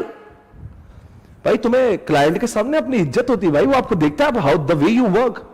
If you want to get selected for big 4, आपको ये ऐसे सॉफ्टवेयर पे आपका कमांड चाहिए, आपके हाथ दौड़ना चाहिए वहां पे, देन यू गेट सिलेक्टेड। कमान, वो इंटरव्यू में पूछते भाई कौन से सॉफ्टवेयर का नॉलेज है तुझे? ओके, बहुत ही अच्छी बात है, उम्मीद है सारे लोग एंजॉय कर रहे हैं। Okay guys, welcome back. So इसलिए अकाउंटिंग, और रही बात अगर आप ई कॉमर्स के साथ में जोड़ना चाहते हो तो ई कॉमर्स की बिजनेस फ्लिपकार्ट, अमेजॉन है, उनका पेमेंट करने के लिए कोर बैंकिंग जैसे सॉफ्टवेयर लगेंगे। और इतनी बड़ी ऑर्गेनाइजेशन है, इतना सारा सेल करेंगे, इतना सारा धंधा करे, तो अकाउंटिंग सॉफ्टवेयर से उसका रिकॉर्डिंग भी करेंगे। अगर आप चैप्टर में लिंकिंग देखना चाहते हो, ई कॉमर्स का धंधा है, पेमेंट करने के लिए चैप्टर 5 चाहिए, फिर उनके धंधे का रिकॉर्डिंग अकाउंटिंग करने के लिए उनको चैप्टर नंबर 2 के अकाउंटिंग सॉफ्टवेयर की जरूरत है। बड़े बड़े कंपनी का सेल होगा, परचेस होगा, रिसीट होगा, पेमेंट होगा, कैसे रिकॉर्ड होगा? अकाउंटिंग सॉफ्टवेयर से बहुत आसान है, ऑटोमेटेड हो जाता है। आपको सिर्फ जर्नल एंट्री करना है, बाकी posting, summarising, sorting, calculation, reports वो सब खुद बना लेता है। आजकल थोड़ी ना वही खातों पे मेंटेन, वो लाल कलर की वही है, एक मुनीम बैठा है, वो सब जमाना, but those days have gone. It was once upon a time, अभी कुछ नहीं है ऐसा। सर अब कौन सा चैप्टर बचा है? आप बताओ, आप ही मेरा सवाल बता दो, आप मुझे सवाल बता दो भाई और बहना, ऑटोमेटेड बिजनेस प्रोसेस का क्या संबंध है ई कॉमर्स चैप्टर से? क्यों सिखाया जा रहा है आपको ऑटोमेटेड बिजनेस प्रोसेस? धंधा नहीं बदलने का, धंधे करने के तरीकों को बदलना जरूरी है। Don't change the business, change the way of doing business.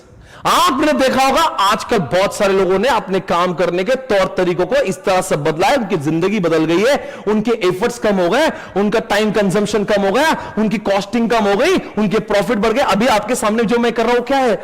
Business process automation में कर रहा हूं। सर आप कैसे कर रहे हो? बच्चों पहले जब नया टीचर था दोस्तों, बहुत मेहनत की मैंने, 12-12 घंटे पढ़ाया करता था मैं। सवेरे 7 बजे से इस क्लास में था, रात को 9 बजे तक ऐसी चीखता था। बैक टू बैक 4 शो, 7 से 10, 11 से 2, 2 से 5, 6 से 9, 4 शो रोज, 6 साल तक यही काम किया है। आओ वही पढ़ाओ, आओ वही पढ़ाओ, पढ़ाओ पढ़ाओ पढ़ाओ। अब एक ही बार पढ़ाता हूं मैं। क्यों सर, कैसे? मतलब I am what ever I am teaching it is getting recorded, और वही चीजें बार बार प्ले होती है। इसका मतलब क्या, मेरे धंधे के करने के, काम करने की प्रोसेस, मेरे पढ़ाने का प्रोसेस, मेरा टीचिंग का प्रोसेस ऑटोमेटेड हो गया। ये है चैप्टर 1 का एग्जाम्पल। नंबर 2, आपने कभी कभी मॉल में बिलिंग करते देखा? पहले ऐसे कानों में पेन डाल के ऐसा बिलिंग हुआ करता। आपने कभी ऐसा किराना शॉप पे ऐसे लिखते थे ऐसे? वो जमाना चले गया है। वो तो छोटी छोटी किराना शॉप पे होता है आजकल, छोटी छोटी ग्रोसरी शॉप पे होता है। आजकल बड़े बड़े मॉल में ऐसा वाला सिस्टम में बार को लगाते हैं, ऐसे ऐसे करते बस। It is so fast. धंधा नहीं बदला। कल भी दुकान में सेल हो रहा था, आज भी हो रहा है। कल भी बिलिंग हो रही थी, आज भी हो रही है। बिलिंग करने के तरीके बदले हैं ताकि, अरे भाई, बड़े बड़े डीमार्ट जैसे ऑर्गेनाइजेशन में इतने सारे कस्टमर को कितना फास्ट सर्व करते हैं। इतने सारे कस्टमर, छोटी सी शॉप पे तो हौला बन जाएगा वो, उसको समझेगा नहीं मैं क्या करूं भाई, इतने कस्टमर को कैसे बिलिंग कब करूं, सामान कब दूं। ऑटोमेशन आ चुका है। आजकल आपने एक फास्टैग सुना होगा, फास्टैग। आजकल फ्लाईओवर पे एक कॉन्सेप्ट आया, टोल प्लाजा। अरे क्या यार, वेंकटेश ने वही एग्जांपल जो मैं बोल रहा था।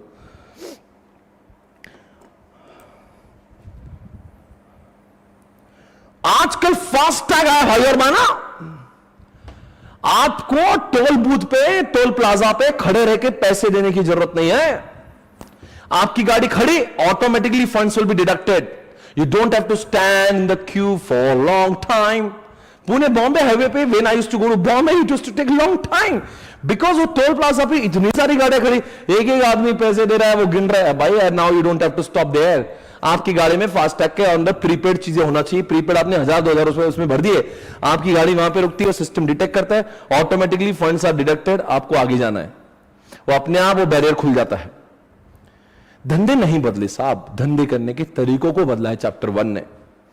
इसे चैप्टर 1 में आपको ऐसी बहुत सारी, जैसे आजकल बुक माई शो, मेक माई ट्रिप। अरे थिएटर में जाके कोई बुकिंग नहीं करता भाई। आज हम लोग अपने एप्लीकेशन से, रेलवे के हो, एरोप्लेन के हो, मूवी टिकट्स हो, क्या कर रहे हैं यार। पहले जमाने में used to stand in the queue for long. Railway की टिकट्स निकालने के लिए घंटों तक लाइन लगती थी। आजकल, क्या सही बोल रहा ना भाई, आजकल एप्लीकेशन पे बुकिंग होती है। ऑटोमेशन, धंधा नहीं बदला। कल भी टिकट बिक रहा था, आज भी बिक रहे हैं। धंधे करने के तरीकों को बदला है, तो सारे तरीके बदल। सिर्फ ये चैप्टर क्यों दिया? अरे भाई कमान, आप जिन क्लाइंट का ऑडिट करने जाओगे, जिन क्लाइंट आपको, उनको बताओ कि आप देख, तेरा धंधा तू ये कर, ऐसे ऑटोमेशन कर, तू कितना आगे जाएगा। और नॉट अबाउट दैट, क्लाइंट का तो धंधा आगे बढ़ाएंगे बढ़ाएंगे, हम अपने धंधे में भी ऑटोमेशन लाएंगे। हम जो ऑडिट करते समय अकाउंट, हमारी जो ऑडिट फर्म होगी, हमारा जो भी बिजनेस हम लोग करेंगे, या जो भी सीए फर्म हमारा होगा, उसमें भी हम लोग बहुत सारे सॉफ्टवेयर का इस्तेमाल करके अपने खुद के काम करने के तरीकों को एडवांस बना सकते हैं। आजकल जैसे इनकम टैक्स डिपार्टमेंट, आपको पता है पहले आरओसी फाइलिंग और इनकम टैक्स फाइलिंग कैसे हुआ करती थी? बोलो बोलो, कैसे हुआ करती थी? अरे भाई आरओसी, जब मैं आरटीओ चेक कर रहा था ना, आरओसी ऑफिस में 4-4 घंटों की लाइन हुआ करती थी पहले। आजकल we don't have to go to ROC office. यहाँ पे MC21 की वेबसाइट पे आते, क्लिक करो, वो अपलोड हो जाता है। आपके टीडीएस रिटर्न, इनकम टैक्स की रिटर्न, जीएसटी, क्या है ये बिजनेस के प्रोसेस को ऑटोमेट किया है। इनके बारे में जानोगे या नहीं जानोगे? और यहां पे नहीं जानोगे, अकाउंट्स में पढ़ाएंगे आपको। ये कौन सा सब्जेक्ट पढ़ाएगा आपको? ये ऑनलाइन अपडेट हो रहा है, अपलोड हो रहा है। अरे भाई, you should be all updated with the latest technology. पहले जमाने में लोग कहते हैं मेहनत से खा रहा है, आप कह रहे मेहनत से नहीं दोस्तों, टेक्नोलॉजी का खा रहा है। अगर मैं आपके वर्ल्ड के टॉप 10 लोग दिखा दूं ना, वर्ल्ड के टॉप 10 रिचेस्ट पर्सन, तो आप मुझे बता देना उसमें से कितने लोग सिर्फ टेक्नोलॉजी की वजह से एक ही जनरेशन में कहां से कहां पहुंच गए। आप जैसे, मेरे जैसे लोग पिछले कई पीढ़ियों से मेहनत कर रहे हैं। हमारा नाम वर्ल्ड में जाने दो, अपने मोहल्ले में भी नहीं है। हमारे रिचनेस का नाम पूरे मोहल्ले में नहीं। लोग कहां से, they are richest person in the world. How come, from where they get all such, from where they are getting so much. सिर्फ मेहनत करने से कुछ नहीं होगा भाई और बहनों। हमारे पुराने जमाने की जो कहावत थी, बेटा मेहनत कर बहुत आगे जाएगा, अब वो कहावत को अमेंड करना पड़ेगा। मेहनत कर और साथ में टेक्नोलॉजी घुसेड़ दे, बहुत आगे जाएगा। समझ रहे हैं आप? It's not about technology, it's not about hard work only, it's about adding technology in your efforts. अब मैं पढ़ा रहा हूं, मैं आके चीख रहा हूं, यहाँ पे पूना में 1000 बच्चों को पढ़ा रहा हूं, रोज चीख रहा हूं, बोलो कि I am working so hard, oh my god. अरे what the hell, come on dude, यहाँ पे हजारों बच्चों को तो पढ़ाएंगे ही पढ़ाएंगे। यहां पे ऐसे ऑटोमेटेड लेक्चर करने से मेरे नंबर ऑफ आवर्स तो कम ही हुए, और मैं पहले से कहीं गुना ज्यादा स्टूडेंट्स को पढ़ा रहा हूं। पहले पूना के पढ़ा था, अब पूरे इंडिया के पढ़ा रहा हूं। समझ रहे हैं आप? धंधा नहीं बदला, कल भी मैं पढ़ा रहा था, आज भी मैं धंधे करने के तरीकों को मैंने बदला है। Chapter 1 is that. फिर सर आगे बात क्या है? लास्ट चैप्टर है। सर आप आज क्या पढ़ा रहे हो? आज मैं आपको पूरे सिलेबस का इंट्रो दे रहा हूं, क्योंकि आपको जब आज मैं इंट्रो दूंगा तो आपको समझेगा अच्छा आने वाले 50 लेक्चर में मुझे क्या क्या पढ़ाएंगे सर। ये सब कुछ पढ़ाएंगे जो मैं कह रहा हूं।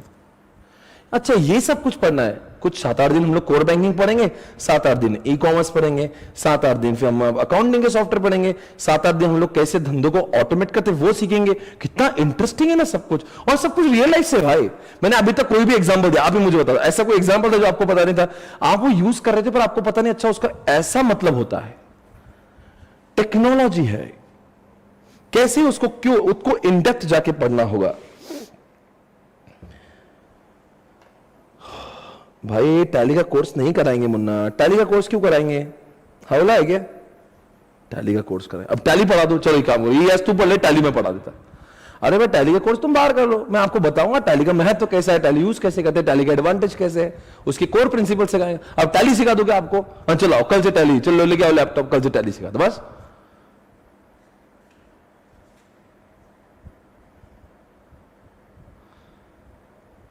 इस सब्जेक्ट में लास्ट अमेंडमेंट आई थी बेटा 3-4 महीने पहले, वो यूट्यूब पे अपलोड करी हुई, और इसमें वो अमेंडमेंट ऑलरेडी कवर हुए हैं, उसके ऊपर चर्चा ना करें। हाँ क्लास में राइटिंग प्रैक्टिस होती है ना बेटा, वही तो बोला स्टार्टिंग में, आपका टेस्ट होता है, आपको लिखने स्टिकी नोट्स लगाना पड़ते हैं, राइटिंग प्रैक्टिस होता है, ठीक है, डोंट वरी। ये हौला क्या होता है बेटा? तुम्हें हौला समझने के लिए रोज क्लास अटेंड करना होगा। Thank you so much, guys. Welcome back, everybody. The last chapter from your syllabus is what? Information system. You know what is the definition of this? Any system which produces information for the management, for taking decision is called as information system. पहले आप समझो मैं क्या बोल रहा हूँ, बाद में आप एग्जाम्पल देना। Any system which provides valuable information to the management for taking decisions is called as information system. जैसे कि स्वप्निल पटनी क्लासेस, मैं उसका मैनेजर, अब मुझे डे टू डे लाइफ में बहुत सारे निर्णय लेना होते हैं कि बताओ भाई मेरे एम्प्लॉय ने कितना सेल किया, मेरे पास में सेल्स की टीम है तो मुझे जानना पड़ेगा ना कौन से सेल्स के पर्सन ने कितना सेल किया, तो मुझे कौन बताएगा? मैं एम्प्लॉय से पूछूंगा बता तूने कितना सेल किया? नहीं, मेरा एक सॉफ्टवेयर जो मुझे बताता है कि कितना सेल हुआ है, कौन से एम्प्लॉय ने कितना। अब मुझे देखना है स्टेट वाइज कितना सेल हुआ, मुझे देखना है ब्रांच वाइज कितना सेल हुआ है। अब ये सारे रिपोर्ट मुझे कौन देगा? मेरा एक सॉफ्टवेयर मैंने बनाया जो मैं आज आपके सामने प्रस्तुत करूंगा। उस सॉफ्टवेयर का नाम हो गया इंफॉर्मेशन सिस्टम, जो मुझे इंफॉर्मेशन देता है ताकि मैं निर्णय ले सकूं। अभी कोई एम्प्लॉय अच्छा करने का तो मैं उसको बजाऊंगा, उसको बोलूंगा निकल जाओ, गेट लॉस। ये कोई ब्रांच अच्छा काम नहीं तो बोलूंगा प्लीज क्लोज योर ब्रांच। तो मुझे देखना है स्टेट वाइज कैसे सेल हुआ, मुझे देखना है कौन से सब्जेक्ट्स में कितने एडमिशन हुए, EIS में कितने हुए, FM में कितने हुए, कौन से स्टेट में कितने हुए, फाउंडेशन में कितने स्टूडेंट्स इंटर में पूरे रिपीट हुए। अगर ये सारी जानकारी मुझे चाहिए तो I should have some software. अगर मैं अपने एम्प्लॉय को बोलूंगा ढूंढ के ला तो बेटा पिछले 2 साल में अपने इसमें EIS में कितने स्टूडेंट्स पढ़े ढूंढ, तो अरे ढूंढने में 8 दिन चले जाएंगे। यहां पे सॉफ्टवेयर पे क्लिक करूंगा, सेकंड्स में मिलेगा मुझे। और बड़े बड़े धंधे ऐसे नहीं ढूंढ के ला। अच्छा स्वप्निल पटनी मैसेज बहुत छोटी ऑर्गेनाइजेशन है, रिलायंस मुकेश अंबानी बोलेगा भाई वो पूरे वर्ल्ड में जितने भी रिलायंस देखो रे कितना सेल हो रहा, मुझे निर्णय लेना है। अच्छा साहब 1 साल लगेगा, अगले साल निर्णय ले लेना, तब तक तो निर्णय बदल भी जाएगा। अंडरस्टैंड करो भाई, कभी कभी वक्त की पाबंदी होती है। You have to be very quick, we have to very smart in taking decisions. दुनिया कहां जा रही है भाई, सेकंड में बदलती है। शेयर मार्केट देखा नहीं आपने? अब शेयर मार्केट में बैठो, ये देख रहे भाई ट्रैक रिकॉर्ड क्या है। वो शेयर मार्केट का जो बंदा बैठा होता है ना, जो ऑनलाइन बाय सेल करता है, उसको क्लिक क्लिक पे रिपोर्ट चाहिए, बिकॉज उसको हर सेकंड पे निर्णय लेना था बाय करना है कि सेल करना है। करोड़ों की डील होती है। राकेश झुंझुनवाला, राकेश झुंझुनवाला की बात करेंगे, वैरेन बफेट की बात करेंगे। वो आपको लगता है आप वो बोल रहे मुझे बता रहे कंपनी का ट्रैक रिकॉर्ड क्या है, 50 साल का हिस्ट्री बताओ। वो बोलते सर रुको 50 साल का हिस्ट्री देखना तो 2 साल तो लगेंगे। अच्छा sometimes you have to be very quick, sometimes you have to take very fast decision. तो इसलिए ऐसी इंफॉर्मेशन मिलाने के लिए चैप्टर 3 आपके सामने दिया। आई होप पूरा के पूरा सिलेबस आपके दिमाग में कि हमें कौन से ये चैप्टर को डिटेल में पढ़ना है, बहुत डिटेल में पढ़ेंगे वो। उसके बाद नहीं, आज पर पहला दिन मुझे बताना जरूरी नहीं किस में क्या पढ़ना है। अगर मैं आपको बताए बगैर ही डायरेक्टली ठोकना चालू कर अच्छा आप चुप करेंगे चैप्टर 4, फिर पूरा मूवी सस्पेंस हो जाएगा। मैं नहीं चाहता आप सस्पेंस में, आपको आने से पहले महसूस हो कि हम लोग बहुत अच्छी अच्छी चीजों को आने वाले कुछ दिनों में पढ़ने वाले हैं, बहुत मजा आएगा। Very very interesting. और SM का तो मैं क्या बताऊं, SM is so so so beautiful यार। SM is all about business. SM और ईआईएस सब्जेक्ट में वास्तविक जीवन में कोई भी संबंध नहीं। फिर सर दोनों को साथ में क्यों रखा गया? दोनों को साथ में इसलिए रखा बिकॉज आईसीएस में ऑप्शन नहीं था। सर दोनों में कुछ भी कनेक्शन है? Absolutely no connection. सर जैसे ईआईएस कंप्यूटर टेक्नोलॉजी के बारे में, एसएम किसके बारे में? स्ट्रैटेजिक मैनेजमेंट, यानी it is about business, how to do business smartly, how to perform better in business, business को कैसे किया जाता है, बिजनेस की स्ट्रैटेजीज कैसे बनाई जाती है, कैसे हम लोग कम समय में ज्यादा प्रॉफिट कमा सकते हैं। It is about strategy making. जैसे एग्जांपल मैं आपको एसएम और ईआईएस का देता हूं मेरे क्लासेस में।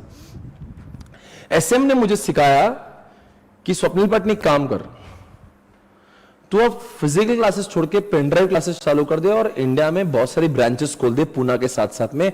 ये मुझे एसएम ने सिखाया, स्ट्रैटेजिक मैनेजमेंट ने। फिर सर ईआईएस ने आपको कैसे मदद करी? इतना बिजनेस जो मैंने फैलाया है ना इंडिया में, उनके जब भी एडमिशंस होते ना वो मेरे सॉफ्टवेयर पे होते, वो ईआईएस ने करवाया। आप जब पेनड्राइव अपने लैपटॉप में घुसेड़ के चलाते हो ना, एसएम ने बोला पेनड्राइव लॉन्च करो, पर पेनड्राइव को चलाया किसने, चला कर दिया किसने? ईआईएस ने। एसएम ने कहा ई कॉमर्स का बिजनेस चालू कर दे बंदे। मैंने सोच लिया ठीक है बहुत अच्छी बात है ई कॉमर्स, पर ई कॉमर्स की वेबसाइट बनाई किसने? ई कॉमर्स का क्लाउड, ई कॉमर्स की टेक्नोलॉजी बनाई किसने? ईआईएस ने। सो इस तरह से मतलब अगर आप चाहते कोई कैसे दोनों का संबंध है तो इस तरह से संबंध है। Okay, so they are connected, right? Okay,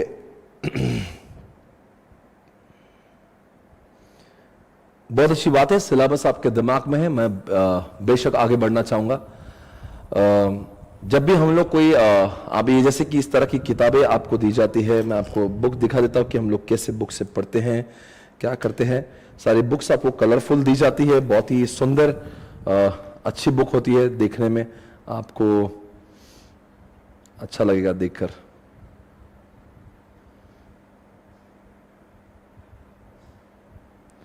मैं कुछ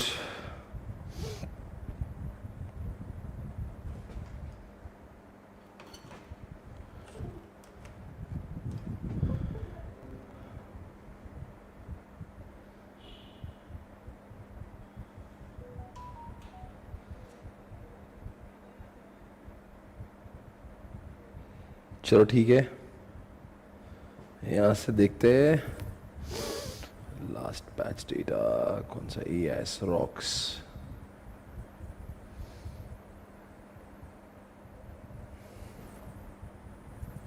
जैसे ये बुक होती है, ये बुक है, ये बुक है, ये मेन बुक होती है। इस मेन बुक में लगभग मॉड्यूल को कॉपी किया जाता है, पर फॉर्मेट बड़ा सुंदर किया जाता है। सर क्या आपकी क्लास करने के बाद में मॉड्यूल पढ़ने की आवश्यकता है? नहीं, मतलब नहीं। क्या सर आपने मॉड्यूल को पूरा 100% कवर किया? हाँ, मतलब हाँ। क्या कोई ऐसी चीज है मॉड्यूल में जो आपकी बुक में नहीं? जी नहीं। फिर मॉड्यूल से पढ़ ले? नहीं। क्यों? क्योंकि मॉड्यूल में सब कुछ ब्लैक एंड व्हाइट दिखता है, वहां पे हाईलाइटेड नहीं होता, डायग्राम्स वगैरह इतनी सुंदर नहीं दिखती। जिस तरह से इस बुक्स को, जो आपने ब्लू वर्ड्स देखे ना, ये मैंने एक एक ब्लू वर्ड अपने हाथों से किए हुए, जो चीजें इंपॉर्टेंट लगती है एग्जामिनेशन के पहले, जो आपको जिसके ऊपर फोकस करना है, उन सब चीजों को हाईलाइट किया जाता है। और ये बुक बड़ी सुंदर होती है, अगर आपको बुक मिले तो आप देख सकते हैं, बहुत ही पढ़ने का इंटरेस्ट जगता है। क्योंकि मैं हमेशा जिस टाइप का इंसान हूं, मुझे लगता है कि पढ़ाई का समय एक ऑरा क्रिएट होना चाहिए। पढ़ाई ऐसे मनहूस नहीं लगना चाहिए, मतलब आपको लगे कि वाह क्या अच्छा मटेरियल है, वाह कितनी अच्छी किताब है, पढ़ने का मन करे। तो सब कुछ जब अच्छा अच्छा लगता है ना, तो सब्जेक्ट में इंटरेस्ट क्रिएट होता है। तो बहुत ही सुंदर किताबें आपको दी जाती है, जिसके ऊपर हम लोग ये एक्चुअली जो पेपर्स है, वो उस पेपर के ऊपर आपको स्टिकी नोट लगा दे। जैसे अगर मुझे कल्चर के कुछ इसके बारे में एक्सप्लेन करना है, यूजर के बारे में कुछ मुझे लिखवाना है, तो I will ask you to stick that sticky note over here, और फिर मैं आपको उसका एक्सप्लेनेशन करा के दूंगा।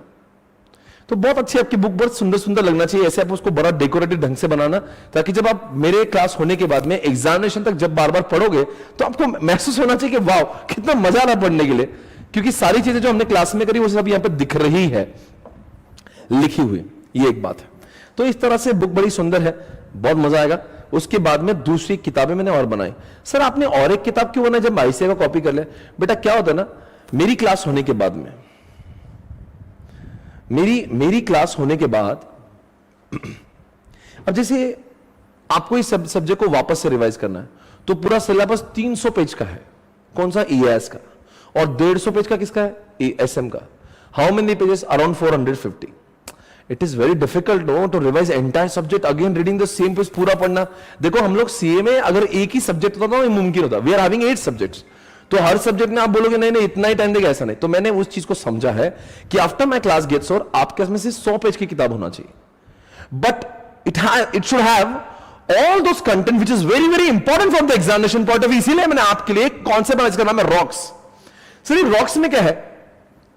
सारी चीजें वही है, हेडिंग्स भी है और हेडिंग के अंदर की इंपॉर्टेंट वर्ड्स जिसका लिखना एग्जामिनेशन में अनिवार्य, वो सब चीजों को यहां पे लिखा. ब्यूटीफुल बेस्ट बुक बनाई, मजा आएगा आपको रॉक्स पढ़ते हो. रॉक्स में खासियत क्या है? जैसे आज मैं आपको चैप्टर 4 एक काम करता हूं, चैप्टर 4 पे ले जाता हूं तो आपको और भी अच्छा समझ में आएगा. जो मैं आपको अभी शुरुआत ही करता हूं चैप्टर 4 से.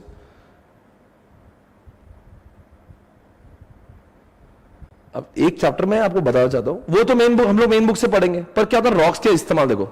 जैसे रॉक्स में क्या होता है ना, चैप्टर 4 जब मैं आज आपको पढ़ाऊंगा तो चैप्टर 4 का मास्टर चार्ट मैंने आपको बताया. यानी कि चैप्टर के अंदर 100 पेजेस है, पर 100 पेज पढ़ने से पहले मुझे पता होना चाहिए इस चैप्टर में आखिर क्या क्या है, because chapter is also broken down into various parts. तो आज मैं शुरुआत करूंगा चैप्टर 4 से, अभी करने ही वाला बस 5 मिनट्स में. तो चैप्टर चालू होने से पहले आपको पता होना चाहिए इसमें क्या क्या है. तो इसमें ये 6 पार्ट है, यानी the entire chapter is broken down into 6 parts. E commerce, risk control, digital payment, और उसके पेज नंबर भी दिए ऊपर कि ये पार्ट पढ़ना तो मुझे कौन से पेज पे जाना है. बहुत ही खूबसूरत बुक बनाया, आप पढ़ोगे तो आपको मजा आएगा. उसके बाद में मुझे लगा कि कंप्यूटिंग टेक्नोलॉजी बहुत बड़ा विषय है, तो उसको भी मैंने इतने पार्ट्स में डिवाइड कर दिया. अब इतना पेज आप देखोगे तो आपको पूरा आइडिया आ जाएगा कि इस चैप्टर में आखिर हम लोग क्या कुछ पढ़ने जा रहे हैं. समझ में आ रहा है? अब जब एक एक चीज को जब लिखा है तो वो बुक जो बनी है 500 पेज की, ये बनी है 110 120 पेज की. इसमें पूरा सब्जेक्ट समझ जाता है और इतना करने से भी सब्जेक्ट आराम से रिवाइज हो जाता है. पर क्लास में हम लोग इस बुक से बाद में पढ़ेंगे, पहले तो मेन बुक से एक एक वर्ड पढ़ेंगे ना. क्या डायरेक्टली इससे पढ़ा दूं? नहीं, पढ़ा देता हूं, चलो क्लास जल्दी खत्म कर देंगे. क्लास खत्म करना is not important, come on guys. ये सुविधा है, ये कन्वीनियंस है, ताकि मेरे क्लास होने के बाद में आपको ऐसा फील हो वाओ यार I just have to read this much, इतना पढ़ूंगा मेरा हो जाएगा. Yes it is going to happen, इतना पढ़ो हो जाएगा. बट थोड़ा सबर करो यार, सबर का फल मीठा होता. बहुत बड़ा पढ़ेंगे ये पढ़ने वाला. अब इसमें और एक खासियत क्या है, अभी तक के जितने टेस्ट आपके सिलेबस में बहुत सारे क्वेश्चन बैंक दिए, टेस्ट योर नॉलेज दिया है, आरटीपी क्वेश्चन है, आईसीए के पेपर है. तो उन्होंने कौन से, अब ये तो क्या थ्योरी है, पर ये क्वेश्चन एग्जामिनेशन में कैसा पूछा गया था उसकी देखो. इस तरह से क्वेश्चन पूछने का ढंग होता है. जैसे ये क्वेश्चन आरटीपी नवंबर 18 में ऐसा पूछा गया था. तो जब आप पढ़ते हो ना आपको समझ, अच्छा ये क्वेश्चन ऐसा ढंग से पूछ सकते हैं, तो आपको क्वेश्चन का ढंग भी समझ में आता है. जैसे आप कभी भी देखो, अब एग्जाम्पल यहां पे देखेंगे, कोई भी क्वेश्चन देखो आपको एक मैं आईसीए का भी क्वेश्चन दिखा दो. कोई भी क्वेश्चन अगर देखेंगे आप तो वहां पे दिखेगा, देखो यहां पे क्वेश्चन है नवंबर 18 इस आईसीए के एग्जामिनेशन में क्वेश्चन 4A में ये डेटा को ऐसा पूछा था. तो आपको पढ़ते समय समझता अच्छा ऐसे टाइप का क्वेश्चन पूछने वाले हैं. See, if you do not know what kind of question they would be asking in the examination, तो आपको एग्जामिनेशन में शॉक लगेगा, अरे क्या पूछा बे. ऐसा नहीं होगा आपके साथ में, आपके साथ में ऐसा होगा. समझ में आया? आपको पहले से पूरा डिफाइन होगा कि क्वेश्चन कैसे. और साथ साथ में इस सिलेबस में बहुत सारे वर्ड्स है, आई मीन 800 से 900 पॉइंट है जो आपको याद रखना है. हर एक क्वेश्चन में ये बताओ, इसकी कैरेक्टरिस्टिक्स बताओ, 10 पॉइंट है. तो what I do is I start making memory techniques. जैसे अगर आप देखोगे यहां पे ये रीड बोल के उसकी मेमोरी नहीं, इसमें 5 वर्ड्स. आपको एग्जामिनेशन पूछेंगे what are the advantages of digital payment, तो फिर आपको यार याद करना पड़ेगा. एग्जामिनेशन में वो मार्क्स आपको तभी देते हैं जब आपकी heading exactly cut to cut ICA से मैच होती है. आई रिपीट, जब तक आपकी हेडिंग आईसीए की हेडिंग से मैच नहीं होती आप मार्क्स नहीं गिने. सर ये तो थोड़ा बहुत नहीं चलेगा, आपकी हेडिंग वही चाहिए. इसलिए हम लोग क्या कहते हैं, हेडिंग को याद रखने के लिए उसकी मेमोरी टेक्निक्स बनाते हैं. जैसे इसका मेमोरी बना रीड, READ. डिजिटल पेमेंट करने की वजह से आर से क्या हो रहा है, आपका रिकॉर्ड अच्छे से मेंटेन होता है. साथ साथ में दोस्तों आपकी रिस्क कम हो जाती है, इजी हो जाता है, एक्सेसिबल हो जाता है, इजी होता है, एनीवेयर एक्सेसिबल हो जाता है. और डी फॉर आपको टैक्सेस में डिस्काउंट मिल जाता है. तो ये तो अभी मैं आपको तो अभी तो एक शुरुआत से मैं आपको झलक दिखा रहा हूं। This is how you remember lot of questions and then you are able to retain it, और आपको एग्जामिनेशन आप एग्जैक्टली वैसा लिख पाओगे। तो हमने क्या करा, इस क्या नाम उसका रॉक्स में वो मेमोरी टेक्निक्स को भी डाल दिया, यानी रॉक्स ऐसी बुक बना दी जिसमें क्वेश्चंस भी, जिसमें आंसर्स भी, जिसको आईसीए कैसे पूछती है वो भी है, मेमोरी टेक्निक भी, और ये बुक इतनी अच्छी बन जाती है ना, इसका मजा ही कुछ आता है। देखो ना क्या बुक बनाई, क्या सुंदर है, अरे मजा मजा मजा, बहुत मजा। उसके बाद दोस्तों, उसके बाद आपके सामने और एक चीज होती है। सर और कुछ बनाया आपने? हाँ जी, और के बनाया नहीं, बहुत कुछ बनाया आपके लिए। जरा आपको मैं चार्ट दिखाता हूं। सर ये किस बात की चार्ट है, जरा आप ही देखिए। अब क्या होगा, ये पूरा पहले तो आपको मैंने कहा मेन बुक में चैप्टर 4 100 पेज का है, रॉक्स में वो 15 से 20 पेज का है, पर मैंने सोचा इसको और एक छोटा सा कंटेंट और छोटा, कि पूरा सिलेबस हमारा 30 से 40 पेज में समेटना चाहिए। Sir only 30-40? यस। आप देखो चैप्टर 4 मैंने कितने सस्ते में समेट लिया, 1 2 3 4 5 6 7 8, दैट्स इट। 8 पेज में चैप्टर 4 खत्म। सर इसमें क्या है, इसमें केवल हेडिंग्स है और कॉन्सेप्ट है, इसमें हेडिंग के नीचे का डेटा नहीं है। रॉक्स में हेडिंग के नीचे का डेटा भी है, पर बहुत समरी में है, और मेन बुक में पूरा डिटेल में दिया हुआ है। हर एक बुक का अपना एक अलग इंपॉर्टेंस होता है। सिर्फ मेरा काम क्लास में पढ़ाना होता ना, मैं एक ही बुक बनाता, पर मैं चिंता करता हूं मेरे क्लास खत्म होने के बाद की भी। मुझे पता है क्लास होने के बाद में अगर वापस आपको बोलेंगे please go through again this subject, revise, भाई देखो पास और फेल के बीच में जिंदगी में एक रिवीजन होता है। जितना रिवाइज करोगे आप, आपके पास होने के चांसेस उतने ही ज्यादा। रिवीजन कब होगी बेटा ज्यादा? जब पेजेस, नंबर ऑफ पेजेस कम होंगे। इसलिए आपके लिए रॉक्स बनाए, इसलिए आपके लिए छोटा चार्ट बनाया, और इसलिए और एक चीज दी है, यूट्यूब पे 10 घंटे का रिवीजन लेक्चर डाल के दिया, जहां पे इन चार्ट्स को मैंने सामने रखा है और एक एक पॉइंट को एक्सप्लेन करके दिया है, ताकि किसी दिन आपकी इच्छा हो जाए कि मुझे 10 घंटे के अंदर पूरा EISSM रिवाइज करना है। गारंटी ऑलरेडी यूट्यूब पे अपलोडेड है, चार्ट को सामने रखने का पूरा सिलेबस रिवाइज होगा। But directly you can not watch those lecture unless you understand the entire subject. तो ये सारी चीजें करना जरूरी है। इसका मतलब ये नहीं कि आपने बुक पढ़ लिया, क्लास कर लिया, आपको नहीं, आपको पता ना जिसके बाद में रिवीजन का प्लान कैसे होगा, रॉक से होगा, चार्ट से होगा, और यूट्यूब के रिवीजन लेक्चर से होगा। कितना मजा आएगा आपको, बहुत मजा आएगा। तो आओ बच्चों, आज शुरुआत करते हैं चैप्टर 4 के साथ में। Okay guys, welcome back. So we are moving on chapter number 4। Are you ready? Are you ready? तो दोस्तों, अगर मैं बस 2 मिनट के लिए आपको ज्ञान देना चाहता हूं, दुनिया के टॉप 10 अगर मैं देखता हूं, top 10 richest person of the world अगर देखता हूं, तो आपको वहां के कुछ लोग जो है वो यही नजर आएंगे, richest person in the world. Oh my god, what is that? La la la la, Jeff Bezos, Elon Musk, Bill Gates, Mark Zuckerberg, Larry Page. आप बताएंगे इनमें से कितने लोग ऐसे हैं जो सिर्फ और सिर्फ टेक्नोलॉजी के वजह से दुनिया पे राज कर रहे हैं। जेफ बेजोस, अमेजॉन, सिर्फ टेक्नोलॉजी। इलॉन मस्क, पूरी आजकल की व्हीकल आप जानते हो कौन है, किस टाइप की गाड़ियां बना रहा है, आर्टिफिशियल इंटेलिजेंस, बिल्कुल इलेक्ट्रॉनिक गाड़ियां बना रहा है, टेक्नोलॉजी घुसेड़ दिया है उसने गाड़ियों में, उसने ऑटो टेक बनाया, ये पूरा टेक्नोलॉजी। बिल गेट्स, विंडो के ओनर, माइक्रोसॉफ्ट के ओनर, उसके बाद में मार्क जकरबर्ग, फेसबुक के ओनर, लैरी पेज, गूगल के ओनर। अगर दोस्तों इन सब में अगर आप देखो तो एक कॉमन चीज है, वो कॉमन चीज कौन सी? वो कॉमन चीज कौन सी दोस्तों? तो टेक्नोलॉजी। तो इसलिए वर्ल्ड पे अगर राज करना, और अगर मार्क जकरबर्ग की बात करेंगे, बिल गेट्स की बात करेंगे, एलन मस्क की बात करेंगे, जेफ बेजोस, दोस्तों इनमें से किसी की बाप दादा जो थे वो खानदानी रिच नहीं थे, आम आदमी थे। एक जनरेशन में इतना वर्ल्ड पे राज करना, ये सिर्फ टेक्नोलॉजी है। इसलिए अगर आपको सचमुच बड़ा आदमी बनना है ना, टेक माय वर्ड्स, एकदम फॉरगेट अबाउट यस, मेरी भाषा कुछ जिन लोग को बहुत बड़ा आदमी बनना है ना, जितना आप यस में इंटरेस्ट दिखाओगे, जिंदगी में उतनी ही ज्यादा कामयाबी की छलांग लगाओगे। मेहनत बहुत लोग करते हैं, पर मेहनत का रिश्ता सफलताओं से होना चाहिए। मेहनत तब आपकी नापे जाती है जब सफलताएं बहुत बड़ी होती है, वरना लोग कहते हैं आप मेहनत ही नहीं कर रहे हो।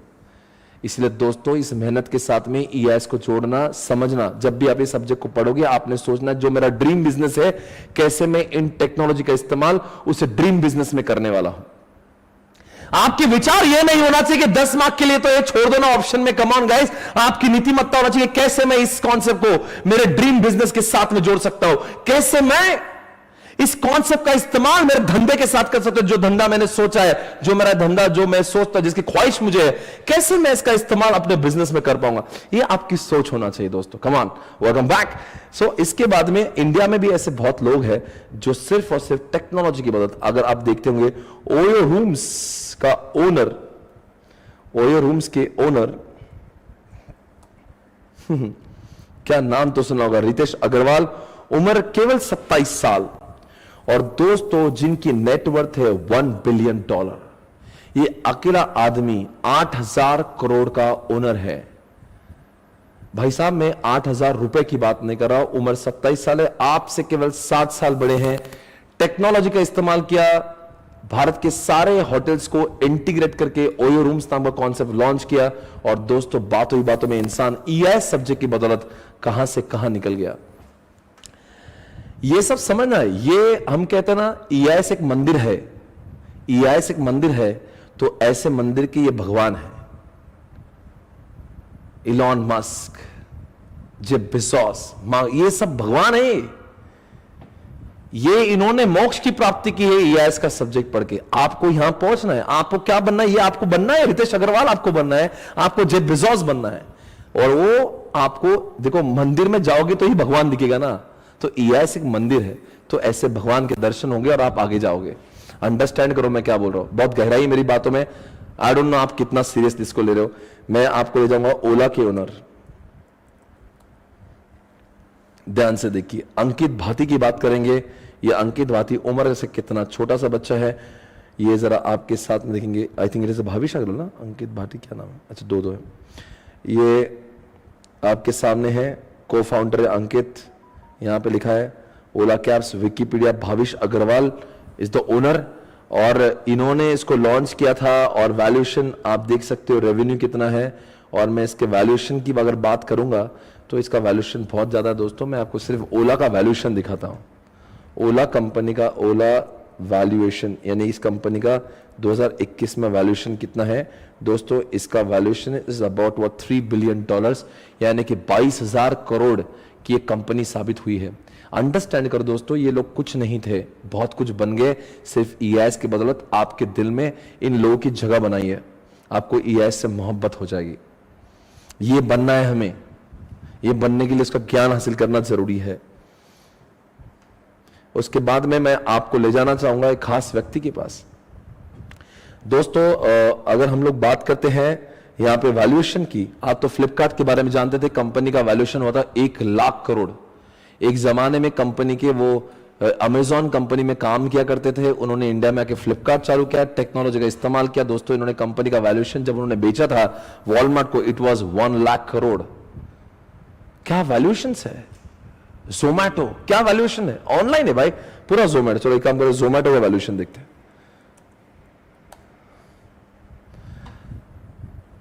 $250 मिलियन की फंडिंग मिली है उनको।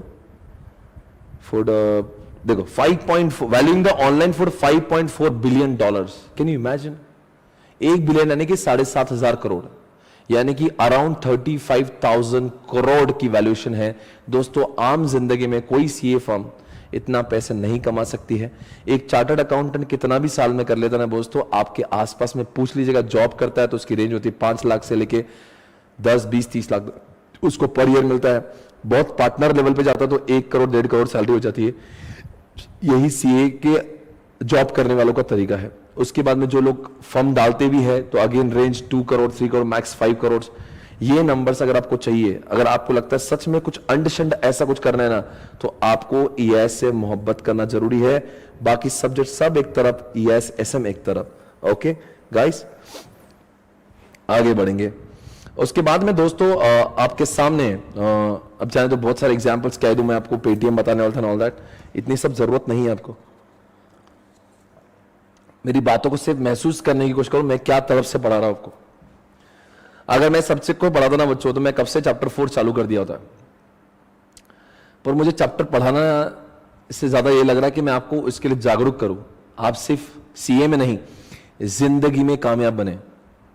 सीए आज ना कल हो जाएगा भाई, आज मेरी क्लास करो ना करो, आज ना कल तो हो ही जाएगी, साल 2 साल में सीए, 2 साल इधर उधर सीए बन जाओगे आप।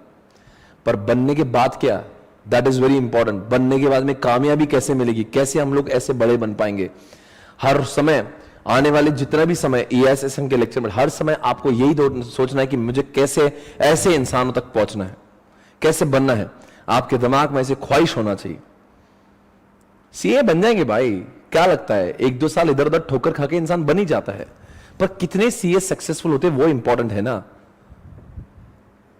This is not important that you have completed CA in first attempt. That is not important for me. What is important? How successful you are, how much you earn.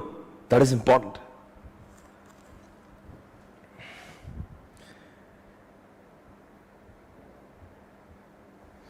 Thank you. आगे बढ़ेंगे। बड़ा SPC का valuation भी दिखाएंगे जरूर। Sir हौला हौला करने की जरूरत नहीं है। ओके शुरुआत है फ्लिपकार्ट, 4 लाख से शुरुआत हुआ था फ्लिपकार्ट। बिल्कुल सही कहा बेटा, आप ऐसे लोगों से प्रेरणा लेंगे तो बहुत आगे बढ़ेंगे। अब आगे बढ़ते हैं चैप्टर नंबर 4 के साथ में, जिसका पहला कॉन्सेप्ट आपको मैं पढ़ाना चाहता हूं, जिसका नाम है क्लाउड कंप्यूटिंग। क्या बोल रहा हूं मैं? Cloud computing. आज का पहला आधे घंटे में हमारे पास 25 मिनट और है ये खत्म करने के लिए। 25 मिनट के अंदर ये पूरा आज का लेक्चर खत्म हो जाएगा। और उसके बाद में उसके पश्चात हम लोग क्लास को खत्म करेंगे, बिकॉज अब हमारे पास 25 मिनट है। पर मुझे पूरी उम्मीद है कि आज के इस लेक्चर से आप बिल्कुल EISSM पढ़ने के लिए आपका माइंडसेट बन गया है। Are you ready guys? Come on everybody, are you all ready? आज शुरुआत करने जाएंगे इस पूरे ऐतिहासिक शो का। आज हो रहा है प्रारंभ, जिसका नाम है EISSM।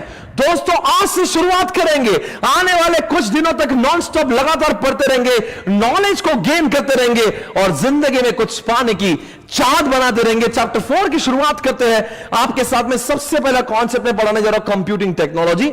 6 हिस्सों में चैप्टर को डिवाइड किया, उसमें कंप्यूटिंग टेक्नोलॉजी दिया है और उस कंप्यूटिंग टेक्नोलॉजी के अंदर एक कॉन्सेप्ट है जिसका नाम है क्लाउड कंप्यूटिंग। उससे मैं शुरुआत करने जा रहा हूं। बिल्कुल, क्या एनर्जी आप लोगों में, अरे आपकी एनर्जी मान रहे नहीं, मेरे से ज्यादा तो आप ही एनर्जेटिक लगते हो मुझे। कम ऑन गाइस। और आपके घर पे भी कोई भाई बहन अगर कुछ ऐसे लोग होंगे ना जो सीए नहीं भी करते, उनको भी बिठाओ। कोई खाली बैठा हो ना घर पे, भाई छोटे भाई बड़े भाई कुछ भी, उनको बिठाओ, ये बहुत आगे जाएंगे वो लोग भी। ये सिर्फ सीए का सब्जेक्ट नहीं, बिठा दो सबको, पूरे घर को टीवी पे लगा दो, अंडरस्टैंड करो, इसके फायदे बहुत है। अभी तो मैंने शुरुआत की, आप लोग को माहौल बना देना। सबको बिठा दो क्लास में, चलो। Cloud is the place, cloud एक ऐसी जगह है which is accessible from anywhere in the world, which is accessible from anywhere in the world. Cloud is the location where data is stored and that data is accessible. वहां पे सिर्फ data ही नहीं, वहां पे एप्लीकेशन सॉफ्टवेयर भी store होते हैं, पर वो दुनिया में हर जगह से एप्लीकेबल होते हैं। Cloud is the location which is accessible from anywhere, anytime in the world. Sir क्या इसका मतलब है? थोड़ा सा प्रैक्टिकल बताएंगे? हाँ जी प्रैक्टिकल, वही तो बताने वाला था मैं। दोस्तों मैं गूगल पे जा रहा हूं और गूगल पे मैं सर्च करता हूं सनी देओल। ओह माय गॉड, क्या आप सनी को देख सकते हैं? ये सनी देओल। आप कहेंगे सनी को क्यों बताया भाई? दोस्तों सनी मेरे लैपटॉप में नहीं है, सनी कहां पे? गूगल के क्लाउड पे। That's why I can access. अगर आप भी आपके मोबाइल में सनी डालो तो आपको भी यही प्रतिमाएं दिखेंगी।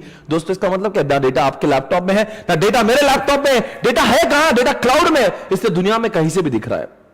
आगे चलो, मेरी फेवरेट इंसान को मैं देखना चाहता हूं जिसका नाम है दीपिका पादुकोण आपके सामने। दोस्तों ओ my God, she is so gosh, क्या बात है दोस्तों, वो आपके सामने। ये फोटो में कोई रिस्क नहीं, इसको दिखा सकते हैं दोस्तों, आइए चेक करते हैं।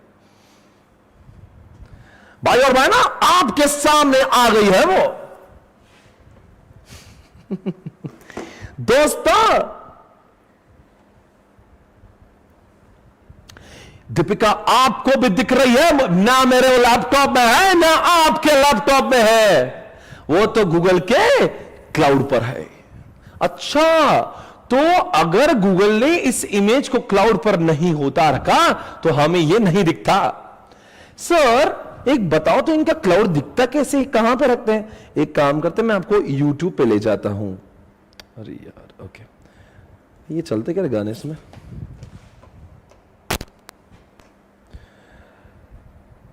चलो कुछ गाना देखते हैं। सर क्लास में गाने भी बजाओगे? बजा लो, तुम्हें क्या भाई, आवाज नहीं आ रही? ऑक्स केबल लगाया था।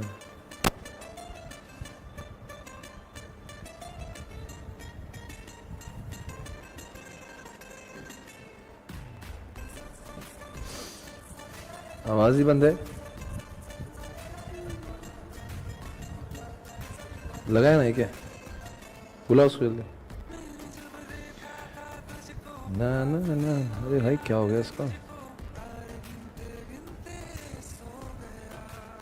ओके एनीवेज,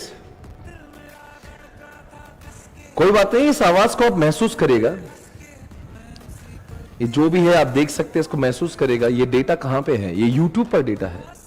आप भी देख सकते हैं, मैं भी देख सकता हूं ना, मेरे लैपटॉप में ना आपके लैपटॉप में, फिर भी आपको दिख रहा है, मुझे दिख रहा है, बिकॉज ये कहां पे स्टोर है? ये क्लाउड पर स्टोरेज है। तो आप सर बताइए क्लाउड कॉन्सेप्ट है क्या? मैं जो भी गाना चाहूं वो क्लाउड से आ जाता है। अगर आपको मैं दिखाना चाहता हूं, एक बार देखते हैं। सर ये गाने का आप सभी जानते हैं, गूगल और यूट्यूब के मालिक Larry page, Google is the owner of YouTube, आप सभी जानते हैं राइट? तो मैं क्या करता हूं, यहां पे गूगल का डेटा सेंटर सर्च करता हूं। अब आपको मैं दिखा रहा हूं ये डेटा कहां से आता है, जरा ध्यान से देखिए। ये जो डेटा आपके सामने है दोस्तों, ये ध्यान से देखिए। बिल्डिंग जो है, यही से सनी देओल आए थे, यही से दीपिका पादुकोण, यही से इमरान हाशमी लुट गए आए थे। जब मैंने उस गाने का नाम डाला, जब मैंने दीपिका का नाम डाला, मेरे लैपटॉप के ऊपर जब मैंने लिखा, इंटरनेट के माध्यम से ये मेरा डेटा इस बिल्डिंग तक पहुंचा। इस बिल्डिंग में हजारों सर्वर रखे हुए, और उन सर्वर से डेटा फेच होकर मेरे लैपटॉप पे है। यानी कि सर हाँ देखो, मैं आपको बिल्डिंग दिखाता हूं। यही वो बिल्डिंग है जहां पर दीपिका पादुकोण, सनी लियोन और जितने भी लोग हमने देखे हैं, सॉरी सनी देओल, जितने भी लोग हमने देखे हैं, सभी का डेटा यहां पे, by mistake, I am sorry, जानता हूं गलत हो गए, माफी चाहता हूं, Radhe Radhe Hariom.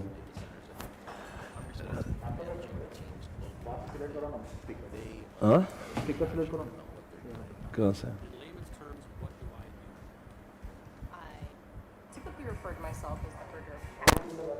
Engineer, hardware, site operations manager. We keep the lights on and we enjoy doing it. And they work very ध्यान hard. से देखिए इस बिल्डिंग के अंदर In the books on this access list, then to come into the building, that was another level of building के अंदर security. इतनी सुरक्षा है You can कि use underfloor intrusion detection via laser beams. So I'm going to demonstrate going into the secure corridor now. One, I have to be on the authorized list with my badge. And then two, I use a biometric iris scanner to verify that it truly is me. Okay, here we are on the data center floor. The first thing that I notice is that it's a little warm in here. It's about 80 degrees Fahrenheit. Google runs our data center. ध्यान से देखिए दोस्तों, ये है बड़े आपके घर पे कंप्यूटर में एक छोटी सी हार्ड डिस्क होती है। इनके पास हार्ड डिस्क नहीं, कलेक्शन ऑफ हार्ड डिस्क के बड़े, ये सारे सर्वर्स है। जितना भी डेटा गूगल और यूट्यूब पे गाने देखते हो, यूट्यूब पे ये सब गाने और सारी जो इमेजेस देखते हो, ये सब कुछ यहां स्टोर है। सर होता कैसे, क्लाउड को एक्सेस होता कैसे?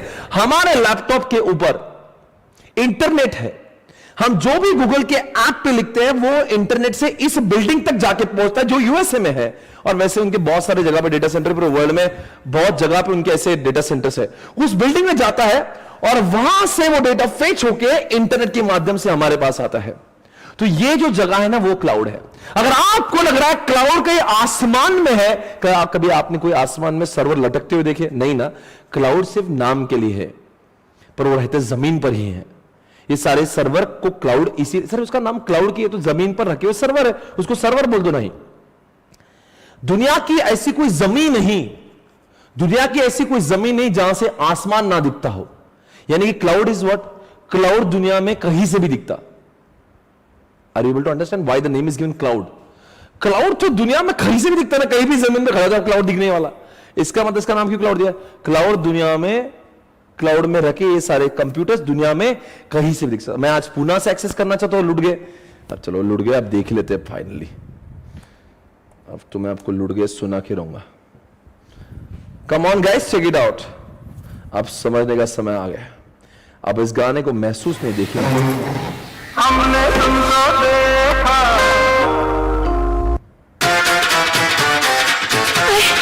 प्लीज शादी मत करो प्लीज। गिनते गिनते सो गया, दिल मेरा धड़का था कस के, कुछ कहा था तूने हंस के, मैं उसी पल तेरा हो गया। आसमानों पे जो खुदा है उससे मेरी यही दुआ है, चांद ये हर रोज देखूं तेरे साथ में। कुत्ती मोहब्बत ने अंगड़ाई ली, दिल का सौदा हुआ चांदनी रात में। ओ तेरी नजरों ने कुछ ऐसा जादू किया, लुट गए हम तो पहली मुलाकात में। ओ कुत्ती। दोस्तों, ये केवल एक गाना नहीं था, ये हमारा कॉन्सेप्ट था। आपने सोचना है गाना दिखाया क्या संबंध है इस गाने का क्लाउड से? दोस्तों, ये गाना क्लाउड पे यूट्यूब के स्टोर नहीं होता। वो जो इसके पहले जो बिल्डिंग में वो सर्वर देखे थे, वहां पे अगर ये गाना स्टोर नहीं होता, ना आपके मोबाइल पे दिखता, ना आपके लैपटॉप पे, ना मेरे। I hope you understanding. So इसलिए दुनिया में कोई भी चीज जब हम लोग बहुत लोगों को दिखाना चाहते हैं ना, उसको क्लाउड पर रखते हैं। यानी कि दुनिया की हर कोई वेबसाइट भी तो क्लाउड पे ही होगी। यस और नो गाइस? मैं आपसे पूछना चाहता हूं, क्या आपको यह लगता है दुनिया की हर कोई वेबसाइट क्लाउड पर होती है? अरे कॉमन सेंस है। वेदर इट इज अमेजॉन और फ्लिपकार्ट और swapnilpatni.com, ICI.org, ये सब कुछ क्लाउड क्यों है? बिकॉज इनका डेटा दुनिया में कहीं से भी दिख। चलो आपकी फेवरेट वेबसाइट पर आता हूं मैं।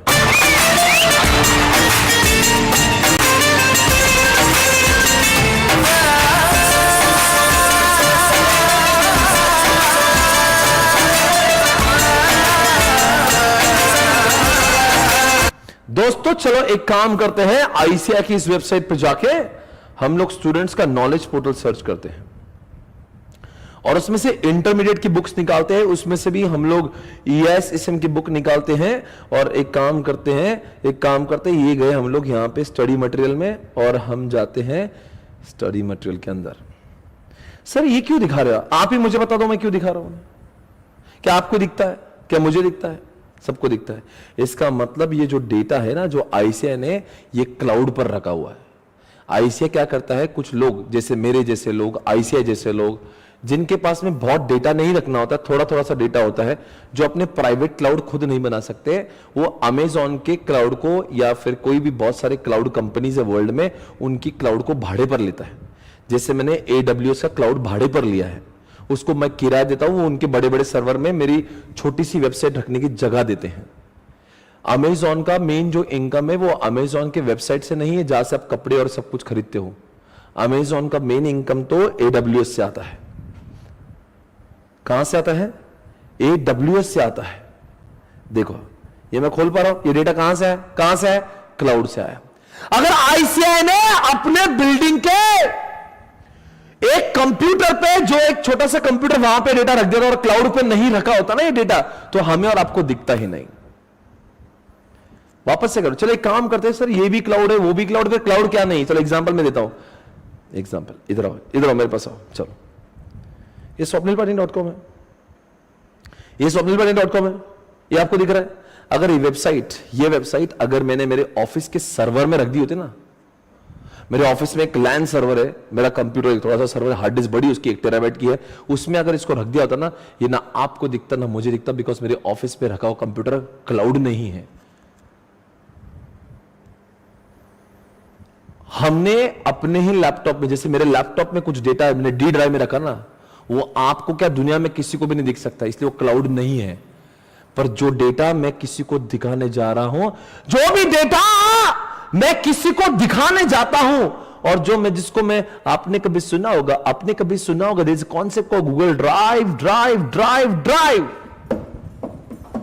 गूगल ड्राइव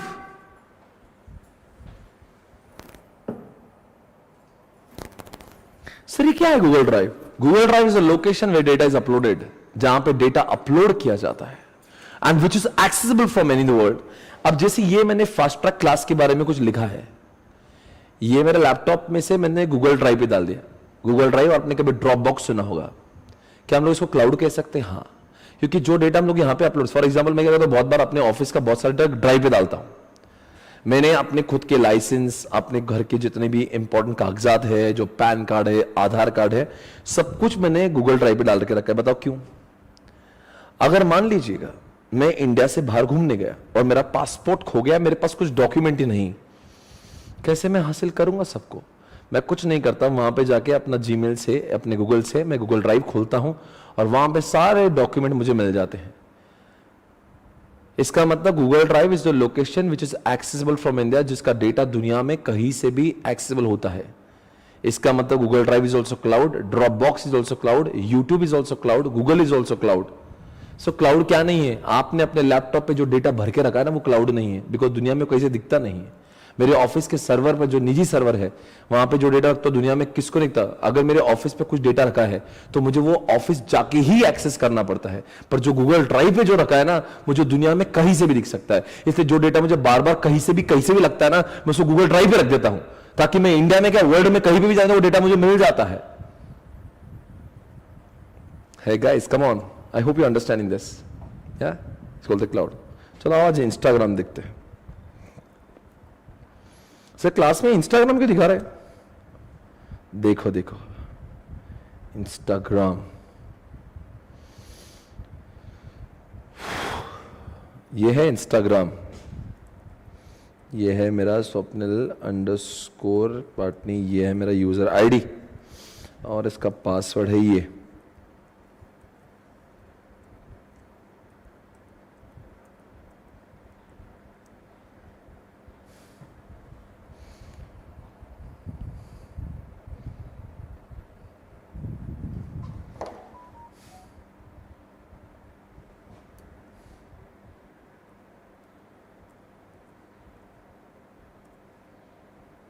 सर ये इंस्टाग्राम क्यों दिखा रहे हैं आप? कौन जवाब देगा? हम लोग क्लास में कौन जवाब देगा दोस्तों?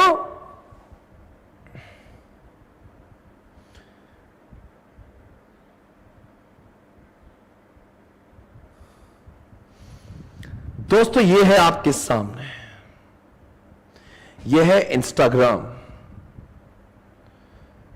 देख रहे हो आप? अब ये है इंस्टाग्राम, ये मेरी ये प्रोफाइल. अब मुझे बताइए प्रोफाइल आई कहां से? क्या मेरे लैपटॉप में ही? अरे I am not talking only about Instagram, let it be Facebook, let it be Instagram. अरे यार मैं यहां पे एक इमेज अपलोड करता हूं, आपको वहां पे दिखता है ना आपके मोबाइल पे? मैंने आपके मोबाइल पे भेजा है क्या उसको? नहीं ना, दिखी कैसी? मैं जब भी अपलोड करता हूं it goes on cloud. Instagram भी क्लाउड पे रहता है, वहां से पूरी दुनिया उसको देख सकती है. अब जैसे मैंने कुछ भी ये कोई भी चीज अगर मैंने यहां पे डाली, फॉर एग्जांपल कोई वॉट एवर इट इज, अगर मैं कोई वीडियो डालता हूं या फॉर एग्जांपल मैं कुछ भी कर रहा हूं, what ever I do, I upload it here. Okay, और फिर दुनिया में, जैसे एग्जांपल मान लीजिए ये एक जिम का वीडियो देखते हैं. ये जो वीडियो है मैंने उसको यहां पे रखा है, ये वीडियो तो मेरे मोबाइल में था. अगर वो मोबाइल में ही रह जाता ना, आपको नहीं दिखता, क्योंकि मेरा मोबाइल क्लाउड नहीं है. मैंने उसको मोबाइल से कहां डाला? उसको यहां पे डाला. कहां पे? इंस्टाग्राम पे डाला, और दुनिया में सबको दिख रहा है. ये इमेज मैंने यहां पे डाले. कहां से दिख, क्या है भाई इस इमेज में? इस इमेज को मैंने डाला and this image is accessible from anywhere in the world because it is there on cloud. इसका मतलब समझा? Instagram, YouTube, you know the Facebook, हर कोई इंसान का अगर अपना डेटा क्लाउड पे रख रहा है, इसलिए दुनिया में कैसे भी दिखता. अगर दुनिया में क्लाउड ही नहीं होता तो इंस्टाग्राम ही नहीं होता, ना फेसबुक होता, ना यूट्यूब होता, ना गूगल होता. चलो मेरे मोबाइल में और एक चीज है, मेरे मोबाइल में सावन लगा रहा हूं मैं. सावन, सावन सुना है कभी? सावन गाना.com नहीं सुने कभी? जहां से गाने सुन सकते हैं. यस, चलो कोई भी गाना प्ले करते हैं. Let's play some song, let's play some song.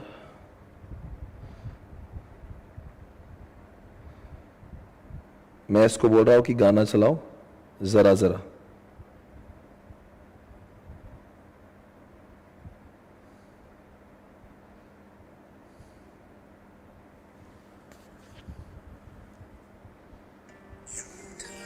सही प्यार तो कर,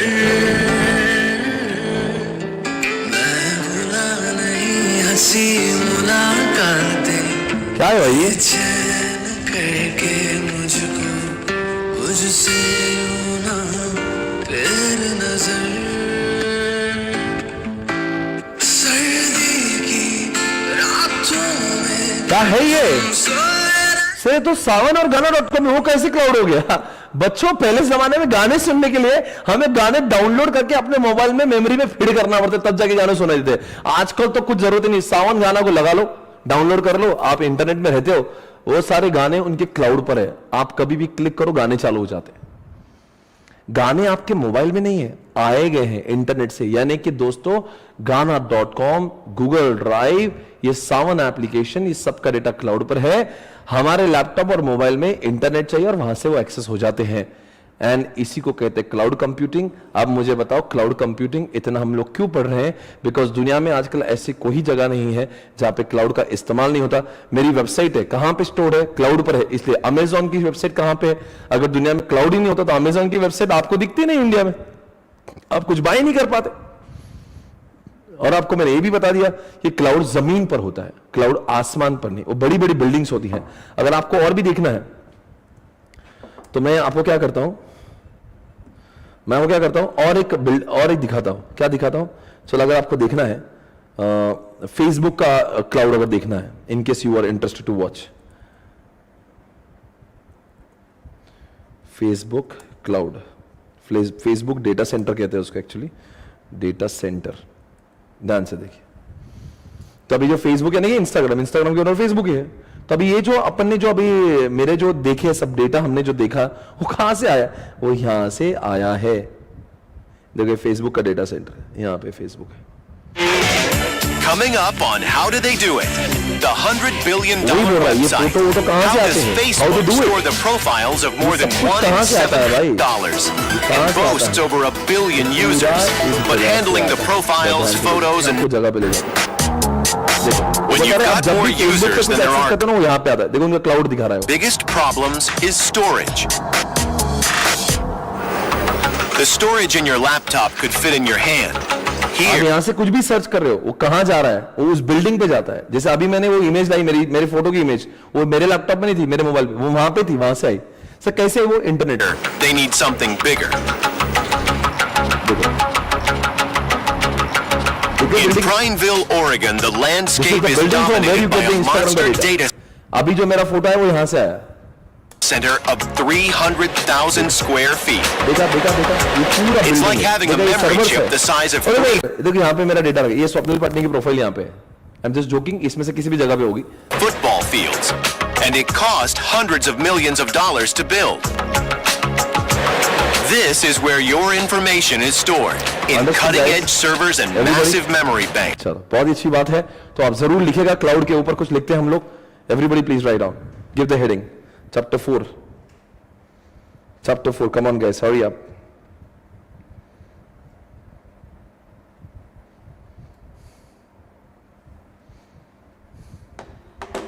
और लिखो वहां पे कॉन्सेप्ट नंबर 1 का नाम लिखो, cloud computing.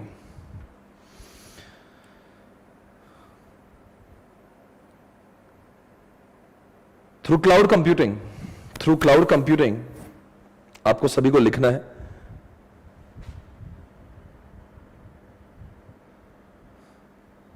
Through cloud computing we can access data, softwares from anywhere in the world,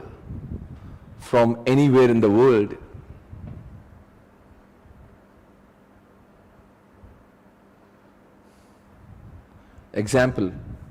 Can you please tell me some of the examples? क्या आप कुछ examples दे सकते हैं? Please give me some examples. कौन से examples हैं? Number 1, Google. क्या Google भी क्लाउड पर है? हाँ जी, क्लाउड पर ही है।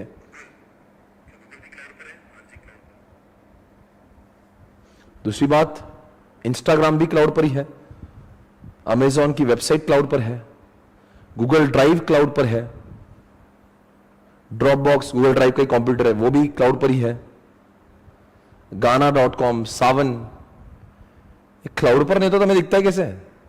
यूट्यूब अपने आप में एक बहुत बड़ा क्लाउड है। यूट्यूब,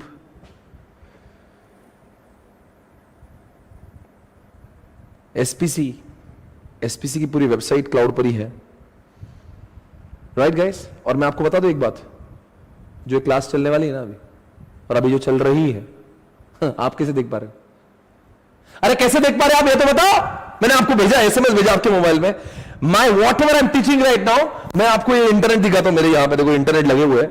इस इंटरनेट से हो जाता है AWS के, अभी तो खैर हम यूट्यूब यूज कर रहे हैं, वो यूट्यूब के अभी जो दिखा था ना, यूट्यूब के सर्वर पे जा रहा है और वहां से आपके घरों तक पहुंच रहा है। समझ नहीं आ रहा आपको मैं जो बोल रहा हूं?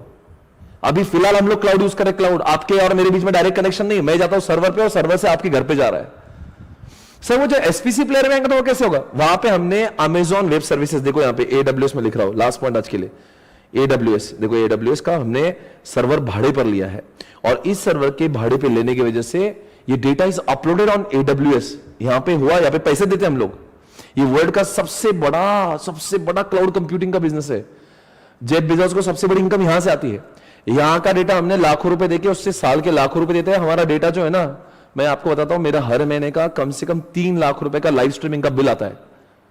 लाइव स्ट्रीमिंग का बिल होता क्या सर? मैं कुछ नहीं, मैं यहां पे पढ़ाऊंगा, वो AWS के सर्वर में जाएगा और जिन जिन लोगों को हमने एडमिशन दिए उनका आईडी पासवर्ड हम लोग AWS को बताते हैं। फिर स्टूडेंट्स आईडी पासवर्ड आते हैं, वो AWS के पास जाता है और AWS से वो डेटा उनके मोबाइल तक पहुंचता है इंटरनेट के माध्यम से। सर जिन्होंने नई रजिस्ट्रेशन किया तो उनको नहीं दिखेगा ना फिर, क्योंकि हमने जिन्होंने एडमिशंस लिए उनके आईडी पासवर्ड AWS को बता देंगे, तो AWS आपको डेटा छोड़ता है फिर आपके मोबाइल पे। यानी कि डेटा आपके घर पे जो आएगा वो क्लाउड से आएगा। क्लाउड कंप्यूटिंग अंडरस्टैंड करो, ये पूरी लाइव स्ट्रीमिंग क्लाउड कंप्यूटिंग है। अगर मैंने ये लेक्चर रिकॉर्ड कर करके यहां के इस पीसी में डाला होता ना, आपको जिंदगी में कभी नहीं दिखता वो, बिकॉज ये क्लाउड ही नहीं है। Able to understand this? I think थोड़ा सा आपका माइंड सेट क्लियर होगा। ये आज हमने जो देखा दोस्तों, वो I think please right on AWS also. AWS बहुत बड़ा, अमेजॉन वेब सर्विसेज बोलते हैं उसको, सबसे बड़ा, वर्ल्ड का सबसे बड़ा नाम है अमेजॉन वेब सर्विसेज इस विषय पर। Thank you so much. So दोस्तों अभी बात करेंगे आज जो हमने पढ़ा है, एक बार याद कर लेते हैं। आज हमने पढ़ा कि पूरे सिलेबस में लास्ट के 2 मिनट है, पूरा रिव्यू कर लेते हैं। आज हमने आपको टेक्नोलॉजी का महत्व बताया कि why this subject is important. फिर मैंने आपको 5 चैप्टर्स के नाम बताए। इफ यू रिमेंबर, आप बताएंगे कौन से 5 चैप्टर्स हमने देखे थे यहाँ पे। क्या आपको याद है हमने 5 चैप्टर्स के नाम देखे? हाँ जी, हमने 5 चैप्टर्स कौन से देखे? सर हमने तो चैप्टर्स के नाम देखे, बता दो बच्चों चैप्टर के नाम कौन से? इन 5। आज चैप्टर हमने 4 चालू किया। तो सबसे पहले ई कॉमर्स होता है। ई कॉमर्स यानी कि अमेजॉन, ये तो हर कोई जगह पे आजकल यूज हो रहा है, उसका नॉलेज हमें सीख होना ही चाहिए। उसके बाद में वहां पे पेमेंट करने के लिए चैप्टर 5 की जरूरत है। इतने बड़े बड़े ट्रांजैक्शन ये लोग करते हैं तो उनका रिकॉर्ड मेंटेन होना, अकाउंटिंग मेंटेन होना, एज पर सेक्शन नंबर 128, 129 हर कोई कंपनी को बुक्स ऑफ अकाउंट्स मेंटेन करना जरूरी है। तो इसलिए चैप्टर नंबर 2 के लिए अकाउंटिंग सॉफ्टवेयर जरूरी है। फिर दोस्तों इतना सारा काम है, इतना सारा बर्डन है, तो काम थोड़ा फटाफट जल्दी भी होना चाहिए, स्पीड भी होना चाहिए, ऑटोमेशन आना चाहिए। धंधा नहीं बदलेगा, तरीके बदले, काम करने के तरीकों को। फिर हमने बोला बिलिंग अच्छा करने के लिए बारकोड लाया, अकाउंटिंग अच्छे करने के लिए टैली लाया, समझ रहे, फास्टैग लाया। मैं आपको लेक्चर ले रहा हूं, आजकल सारे टिकट्स ऑटोमेटेड हो रहे हैं। तो इस तरह के ऑटोमेशन जहां पे धंधा नहीं बदल रहा, धंधे करने, पहले भी ATM से पैसे विड्रॉ होते थे, पहले भी लोग बैंक से पैसे विड्रॉ करते थे, आज भी कर रहे। ATM से क्या हुआ? धंधे करने के तरीके बदले। यानी कि चैप्टर, ये जो चैप्टर मैंने आपको समझाते कि वही सारा फैला हुआ बिजनेस अगर आपको जल्दी करना है, सस्ते में करना है, कॉस्ट कम होना चाहिए, एफर्ट्स कम होना चाहिए, चैप्टर 1 में सिखाते हैं। और लास्ट में एक चैप्टर है इंफॉर्मेशन सिस्टम, जो आपको सिखाता है कि अगर मेरे धंधे, जैसे SPC की बात करेंगे, मुझे जानना है कौन से ब्रांच ने कितना सेल किया, कौन सी एम्प्लॉय ने कितना सेल किया, कौन अच्छा काम कर रहा है, कौन नहीं कर रहा है, ठीक है ना, कौन से सब्जेक्ट से कितना रेवेन्यू हुआ, ग्रुप 2 में कितने एडमिशन हुए, ग्रुप 1 में कितने हुए, फाउंडेशन, ये सारी जानकारी मुझे मिलती है चैप्टर नंबर 3 से। ये हमने पढ़ा था। फिर उसके बाद में मैंने आपको बताया, कुछ लोगों के नाम बताए थे। इलॉन मस्क दिखाया मैंने, जेफ बेजोस दिखाया मैंने आपको, मैंने ओयो का ओनर दिखाया, ओला का ओनर दिखाया। मैंने कहा अगर यह मंदिर है तो ये लोग भगवान है, इनके बारे में हमें जानना जरूरी है अगर हम लोग बहुत आगे जाना चाहते हैं। तो इसलिए मैंने आपको वो रियलाइज करा था कि ऐसा बनना है तो EIS पढ़ना जरूरी है। और फिर आज हमने फाइनली शुरुआत की चैप्टर नंबर 4 के साथ में, जिससे मैंने आपको एक ही कॉन्सेप्ट पढ़ा, इसका नाम है क्लाउड कंप्यूटिंग। ये चैप्टर को लगभग 8 दिन लगेंगे। उसमें से पहला कॉन्सेप्ट है आज क्लाउड कंप्यूटिंग। आप बताएंगे cloud computing is the location which is accessible from anywhere in the world, any time in the world. आप मुझे बताओ, मेरे ऑफिस के अंदर जो डेटा रखा हुआ है, जो कहीं से एक्सेसिबल नहीं होता, जो ऑफिस में जाने के बाद ही एक्सेस होता है, क्या आप उसको क्लाउड कहेंगे? जी नहीं कहेंगे। क्या यूट्यूब क्लाउड है, गूगल क्लाउड है, क्या हम लोग अमेजॉन की वेबसाइट, एसपीसी की वेबसाइट, सावन, गाना, फेसबुक, इंस्टाग्राम, ये सारी क्या दुनिया से कैसे एक्सेसिबल है? हाँ जी, एक्सेसिबल है, इसलिए उसका नाम क्या? वो क्लाउड है। आज हम लोग लाइव स्ट्रीमिंग कर पा रहे, ये भी क्लाउड पे। मैं जो पढ़ा रहा हूं कहां जा रहा है? यूट्यूब के सर्वर पे जा रहा है। जो मैंने आपको वीडियो दिखाया भी, सर्वर दिखते कैसे? वो सर्वर आसमान में नहीं, सर्वर कहां है? जमीन पर ही। क्लाउड नाम क्यों दिया उनको? बिकॉज क्लाउड दुनिया में कहीं से भी दिखते हैं, तो ये क्लाउड भी दुनिया में कहीं से भी एक्सेसिबल, इसलिए उसका नाम क्लाउड है।